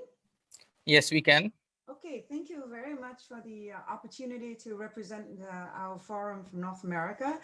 And first of all, I'd like to thank Unisound for creating such a fantastic event where we see a lot of like-minded people getting together and trying to make an impact. So I'd like to play a little bit of a little video, very short video, about the outcome of our forum. It is my pleasure to present the North America Forum. 13 panelists from diverse backgrounds and industries came together on June 30th to exchange their observation of social business development in North America and give recommendations for an action plan that capitalizes on collaboration between the industry and academic actors to promote social businesses and their impact creation. The panelists are the voices of organizations that have been making great impacts in North America. After 2 hours of thought-provoking presentations and discussions, the panelists came up with the following points. The key problems to be addressed are access to mentors, collaboration, representation, education, and awareness. The new trends of increasing interest in social businesses and the use of data are the drivers to address those issues. We can approach these problems through collaboration between universities and business communities, leveraging corporate and government supports, and seeking evangelists. It is important to showcase evidence of social impacts. Some immediate actions could be: start with 3-0, create a team of serious doers, create a structure for growth, have corporate champions to promote social businesses, and use the power of storytelling. In this effort, it is vital to make a good case of social returns on investment, to recruit staff, attract investors, create great collaborations, etc. In pitching social impacts, gender equity must be bold on the agenda. Collectively, we made the joint statement: youth empowerment, gender equity, diversity can lead to the creation of social businesses that will change the world and create important returns on investment. We wish that you will join us in this mission, and thank you for your attention. Reported by Mai Tai from HEC Montreal. So here's a little bit of sight of sound from our forum. And I was told that we would have this session for Q&A. And so that's why we try to make the video very short, so to give more time for you to ask us the questions. And for us, now at the end of our discussion, the three are extremely important. First, everybody talk about return on investment, because now there is a confusion and also resistance in adopting the social business model. So the only way to move forward is to be able to showcase return on investments.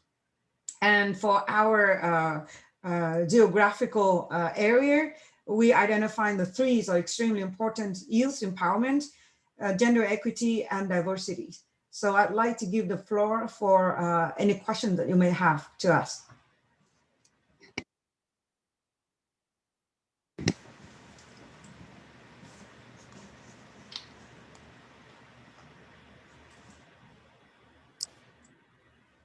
Dr. Mai Tai, I believe we will have the questions a bit later, like after the forum. If our esteemed guests have any questions, they'll reach out to us via email. So if you could just elaborate more on your session, on your country forum, that would be great. You have 1.5 minutes. Thank you. Okay, because I was told to prepare a session of 7 minutes. You're right.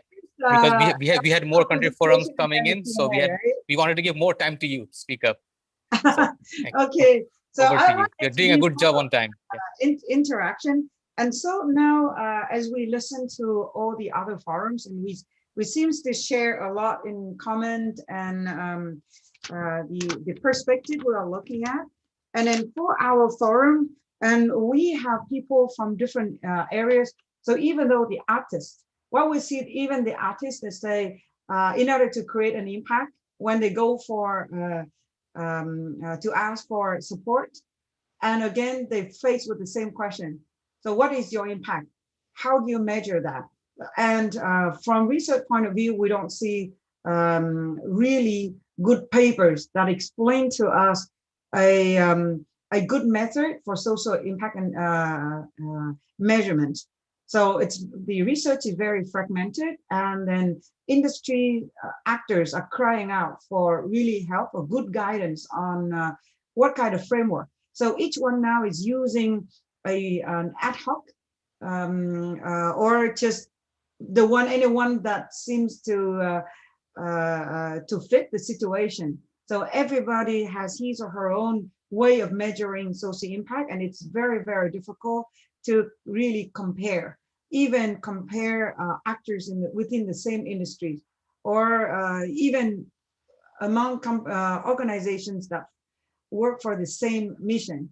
So now, so it's really a big cry out for research on social impact measurement. So the first, so how do we measure? The second one is how to improve. What kind of tools are there to help organizations to improve, to increase the impact and scale up the impact, and then how to collaborate with other organizations on this mission. Thank you. Thank you, Professor. That was really insightful, and we absolutely agree. The measurements of social business impact, that's absolutely crucial for any business starting out. And if we can do that from the early years of a business before it goes on takes off from the ground and goes into maturity stage, the earlier we try to gauge our impact, the better it is for our business. Whether we want to write a new proposal for funding, or we want to gauge how much impact we're having on a community, it's best to start off early. And you are doing some fine work from your HEC Montreal University on these issues. Thank you very much. Moving on, we have now the country forum on the Francophone countries. Our good friend Jean-Luc Perron, the Vice President of Centre Yunus Paris. He will be sharing some thoughts. Jean-Luc, the floor is yours. Thank you. Hello, everybody. Thank you, Shia. Thank you, Lamia, and all the team of Yunus Center. I hope you can hear me from Paris. I suppose so. Happy birthday once again to Professor Yunus. It's a very exciting event at the occasion of your birthday. And it was a very good idea to include this concept of country forum in the program of a Social Business Day. It gives the opportunity for attracting more people and to share more ideas in a country context. And of course, could be easier from time to time to use our own language. So thank you very much and congratulations. The Francophone Country Forum was held on June 30 for the full morning from 9 to 12 in Paris. We had at the beginning 100 registered participants, but some of them evaporated meanwhile. And we organized 3 panels, 3 roundtables with 15 speakers. It may be interesting to notice that we included in the panel Rachid from Tunisia and also Brice from Ivory Coast. We are supposed to be a Francophone country forum, not only a French forum, but according to the notice, due to the notice, it was difficult to extend very much the format of the forum, but next time maybe it would be a good idea to include more countries, for example, from North Africa and Western Africa in the forum. We organized these 3 panels around 3 key concepts and 3 very important levels for building a 3.0 world. First concept is youth, the second one is education, the third one is entrepreneurship. Of course, they all go together and they are very complementary to each other. So the first panel was about how to engage youth in building a 3.0 world. The second one was about how to engage business schools, universities, and training institutes in building a 3.0 world. And the third was about how to engage entrepreneurs in social business. So we had, I think the forum gave us the opportunity to join forces with partners and good friends we have in France. So we did that with, of course, some members of the Yunus family, of the Grameen family, such as the Action Tank Enterprise and Poverty, Jacques Berger, Professor Yunus knows pretty well. We had also the Yunus Sports Hub, but we had also some partner organizations. We are sharing the same objectives and values, such as Convergence, a platform for social business and 3.0 world. We had also Les Canaux. You are not familiar with this organization, but it's a recently established platform for social business in Paris by the mayor Anne Hidalgo, and we are working very closely all together. And we had also the French Red Cross, because we are in the process of developing a partnership with the French Red Cross. So these 3 concepts are 3 levels for the development of and building a 3.0 world. About how to engage youth and how to get more engagement and concrete action from youth.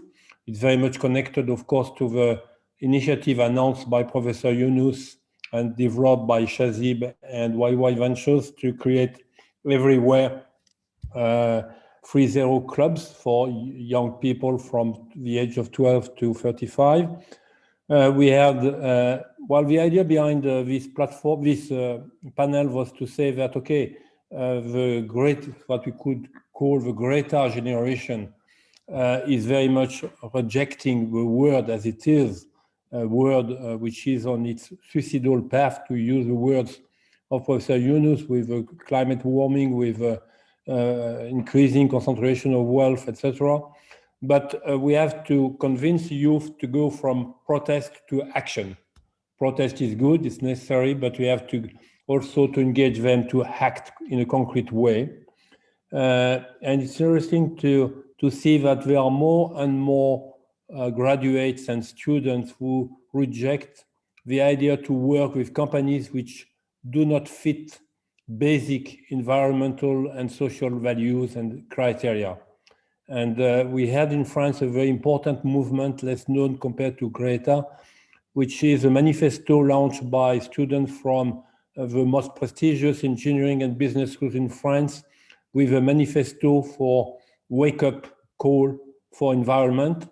And this manifesto was signed by, endorsed by 33,000 students from such schools, business and engineering schools, where they engage themselves, they commit themselves not to work with companies which do not fit their sense of purpose and their environment criteria. In the panel, we had a representative of Noise, a student association, who told us that, okay, they made a seminar about sustainable development in the school. It's one of the most prestigious business schools in Paris, the ESCP. And after 1 week seminar, 90 students out of the 400 class decided to join Noise, which is a student association dedicated to fighting against climate warming and social inequalities. Okay, about education, we had the chance to rely on our colleagues from 4 French business schools, which are members of a French academic network for a 3.0 world, who have created the Yunus Social Business Center, or in the process of creating such a center. And they gave very interesting example of concrete action. Juliette from Paris made the presentation of her book about social business, a 100-page book, which will be available on the site of the ETI share in Paris, Sorbonne Panthéon. We had the good example of our colleagues from Lyon, Lille, and Marseille, who developed the concept of entrepreneurs in the city, a program of incubation dedicated to young people who want to start business, young people with unprivileged backgrounds. About entrepreneurship, we had the chance to have together people with very diverse profile and diverse experience, but we have in common the dedication to social business. We had Elisa from Lecano, who is very much active in the field of social economy in France, and we developed together with Yunus Center Paris a platform to help and incentivize social businesses to get benefits from the Olympic Games in Paris 2024. We have Elodie from BNP Paribas, who has developed a very interesting social business dedicated to how to serve and to support people who help elderly in their families. I cannot go into the details. We had French Red Cross, which has put in place an innovation, social innovation center and accelerator under the name of 21. We had the Action Tank, who has developed different models of social business and inclusive economy with 13 large corporates in France. And we had also the important input from Rachid from Tunisia, because in Tunisia they have recently established and adopted a legal framework for social economy. So it was important to know what happens in Tunisia as well. Future actions, of course, as far as Yunus Center Paris is concerned, and also our colleagues, we think that it's very important to extend the network of a French academic network for a 3.0 world amongst business schools, engineering schools, universities. We have already 6 of them, but we think very important to establish more YSBCs as a means to change the curriculum and to introduce social business in the curriculum, in the research program of these universities and schools. We want to trigger the creation of 3.0 clubs. We will do that in connection with YY Ventures in Bangladesh. and we have already ongoing discussions about it. And last, we want to join forces with student associations and alike organizations to push ahead the concept of a free zero world. Thank you very much for your attention. Thank you, Jean-Luc. That was quite intriguing, very informative. From protest to action. So that's a very clear message from your Country Forum. Moving on, we would like to welcome the European Country Forum, our lead guest and the person who will share a few words, our very good and young friend, Lukas Posega, the creative community builder from the Grameen Creative Lab in Germany. How are you, my friend? The floor is yours. Thank you very much, Shihab. It's wonderful to be here, gathered with you all, my respected colleagues from all over the world. And it inspires a lot of hope in me every time we come together and we're sharing how much we are related in the challenges that we face, but also in the goals that we set. And so I want to extend my heartfelt gratitude to the whole team of the Yunus Center for organizing this family gathering. It's really valuable, and thanks a lot. In the European Country Forum, we had members from various countries and organizations, chaired by Mr. Hans Reitz, the CEO of the Grameen Creative Lab, which has been shaping the social business movement for over 10 years now, weaving together many organizations in it and creating their own social businesses by themselves. For example, the Yunus Environment Hub, where Christina Jäger left us a video message, who's active in climate change and using the social business concept to tackle plastic and carbon pollution worldwide. Another company founded was the Yunus Sports Hub, where Joan Nouvier left us a video message, who's using the social business methodology to unleash the power of sports for social good. We regretted that our esteemed colleagues Saskia Boyston from Yunus Social Business and Dominic Dauster from YY Foundation could not make it as our co-chairs, as they are very important allies to us in the social business movement, especially in Europe too. With the work that in Europe, what we're doing in is a lot engaging with corporations. We had Ms. Claudia Belli, who's the head of microfinance and social business at BNP Paribas, which is Europe's biggest bank. She was sharing that financial inclusion is the top priority in her department of her bank, and that they are fostering entrepreneurship in order to give an outlet for the creativity even of the corporate employees. And as a lucky coincidence, Professor Yunus has joined in at the right time when Claudia was talking. And so they engaged in a spontaneous meeting where they were planning about how to build a social business pharmaceutical company with the funds of the BNP or through partners who they are funding. So that was great, and there's a lot to pick up.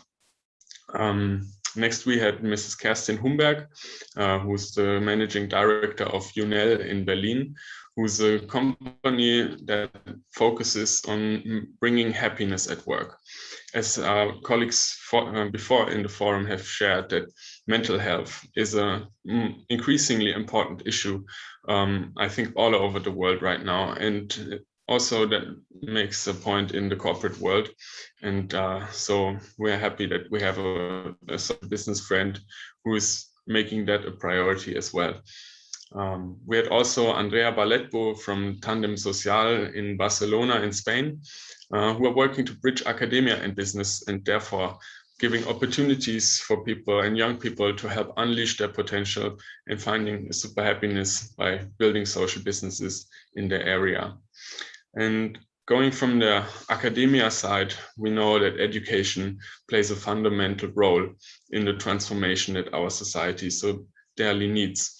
And we had two of our young challengers that we've met through the Global Social Business Summit, who are both in their own way focusing on tech education and bringing digital literacy to members of disadvantaged population groups. So for example, our friend Nino Nanitashvili from Georgia, who's recently named the Forbes 30 under 30 for her engagement in making young women and girls into tech makers and entrepreneurs who are tackling social problems using technology. Besides Nino, we had Ahmad Mobayed, also a good friend of mine, who himself came back in 2015 from Syria as a refugee to Berlin and has since lived here and has co-founded a Syrian Youth Assembly. We've gathered over 300,000 young Syrians who are living all across Europe, who have been labeled largely as a problem for the society. But as Professor Yunus has taught us, if we shift our mindset and we shift our perspective, those 300,000 young Syrians, and there's even millions of Syrians all over Europe, they can become part of the solution if we allow them the empowerment that they deserve. And from these two great young maverick examples on the education and entrepreneurial side, we also had representatives from Yunus Social Business Centers in Scotland, Professor Cam Donaldson from the Glasgow Caledonian University, who we've seen many times throughout this Social Business Week, which we've enjoyed a lot. He's been a champion in establishing the social business concept in the academia movement, and also in a great collaboration with the Caledonian College of Nursing, so bringing access to health through social business. We had a wonderful example of Professor Elisabetta Regini from Italy, Urbino University, who are doing fantastic work of using culture as a tool to communicate the value of ethical economy and bringing that into flourishing for the young people as well. And we also had the pleasure of receiving a video message from Mr. Frederick Pence, who's the coordinator of the Yunus Social Business Center at Leuphana University in Germany, who helps not just to further the academic research in social business, but also give young people an opportunity to find a purposeful and fulfilling life in what they are doing. And so in this way, we had a very fruitful session where we had built a lot of bridges, and we can now forge new alliances. The goal was to connect us more. And so we certainly did that in the next weeks. There's a lot for us to follow up. And in that way, it's coming home. And I'm looking forward also from my personal journey to go into the university again in this coming winter semester, and wherever university I end up, to pilot a 3-0 club myself. And so thanks a lot for all that you are doing. Let's all stay connected. Thank you again to Yunus Center for the organization. And as always, keep it YY. Thank you, Lucas. That was great. And good luck with your university hunting in the future. And please do come back to Bangladesh whenever you can. Absolutely. That concludes all the country forum sessions, all the 15 of them. And it is my pleasure to request Professor Mohammad Yunus to come in and share a few concluding words. Sir, the floor is yours, sir. Okay, I'm here all the time, but just listening to all the speeches, all the reports, all the comments that has been presented here. It is all I can do is stand up and applaud for all of you. That's fantastic work that you have done. And join me, get them applaud. It's sorry that we don't have the physical one, but we can get the virtual one, do that. It's a fantastic presentation. It's a fantastic presentation because there's a fantastic discussion behind it. Diversity of the people who are assembled in the discussion. It's amazing, the range of people, topic, not only the intellectual diversity, range of people diving in so many different directions, and you're putting them together in this short report itself is a big performance. But we see how much was discussed in the session itself. And not only is the intellectual diversity of it, also geographical diversity of it.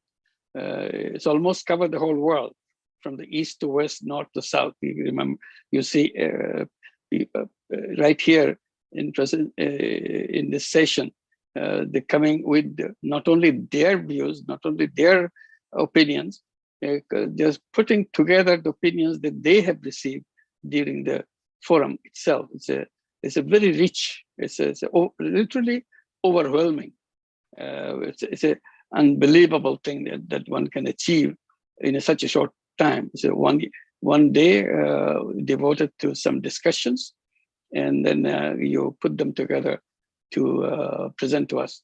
So this becomes our guideline. What you have said, this is something that we learn a lot, not just for me, for everybody else. Every time I say that the Social Business Day is a time for recharging the battery. So what we have done actually is recharging our batteries. Sometimes the battery works and it gets a little tired. It gets exhausted. It needs recharging.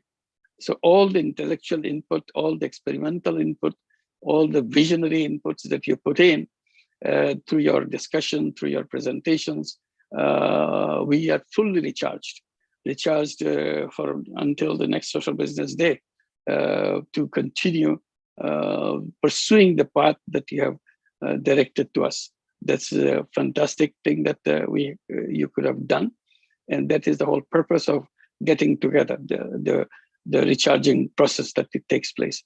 There's just so many varieties of things. If you put them all together, all the ideas, you can feel the convergence into a core. Do you see inner core? Lots of ideas in the inner core, the convergence of it. Then the periphery. It's not everybody is saying it, but some people are saying it, and it's very important. These are not to be neglected. This is not to be dismissed.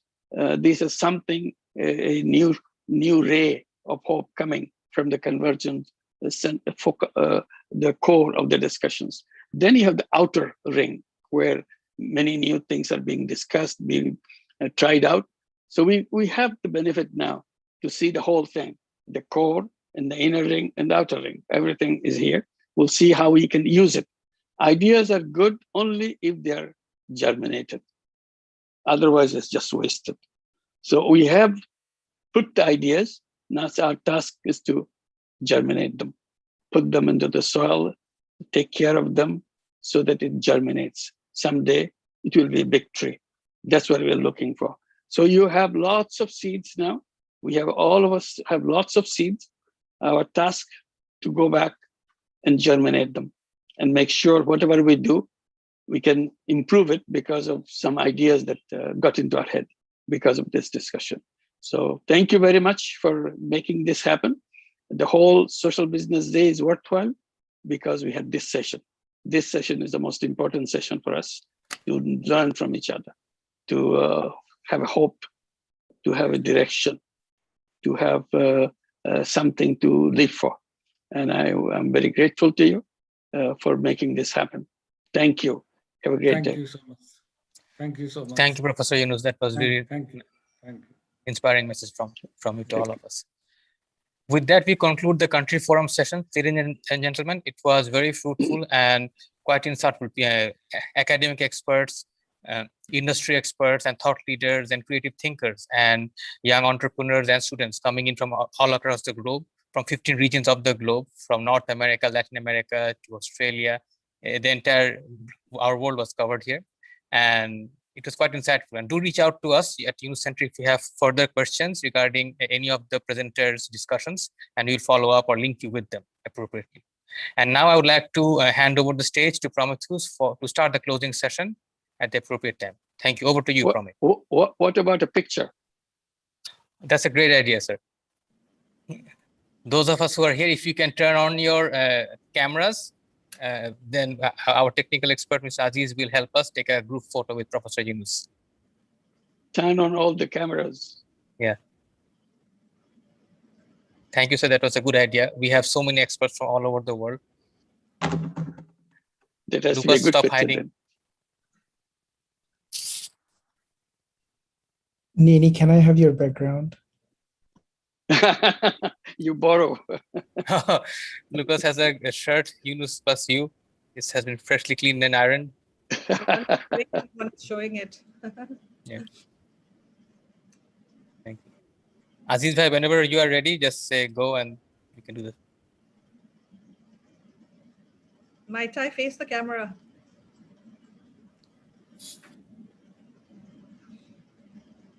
Yes, sir, we're done. Done. Thank you, sir. Thank you Thank you, very much. everyone. for your patience.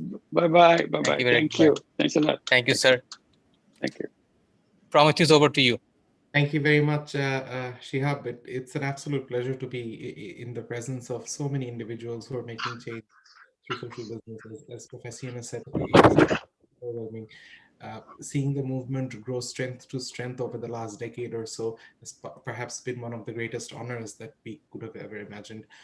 Now, prior to moving on to the closing plenary, I would now, because we've had 2 back-to-back sessions, we will go into a technical break. We will have a few, of course, videos being played in the middle as well. Please continue to stay with us. And as soon as we've got a live feed back, we will let you know, but please stay here. Continue to, chat away on the chat box. It will take about 3 to 4 minutes for us to resume. Please stay tuned in. We'll return shortly.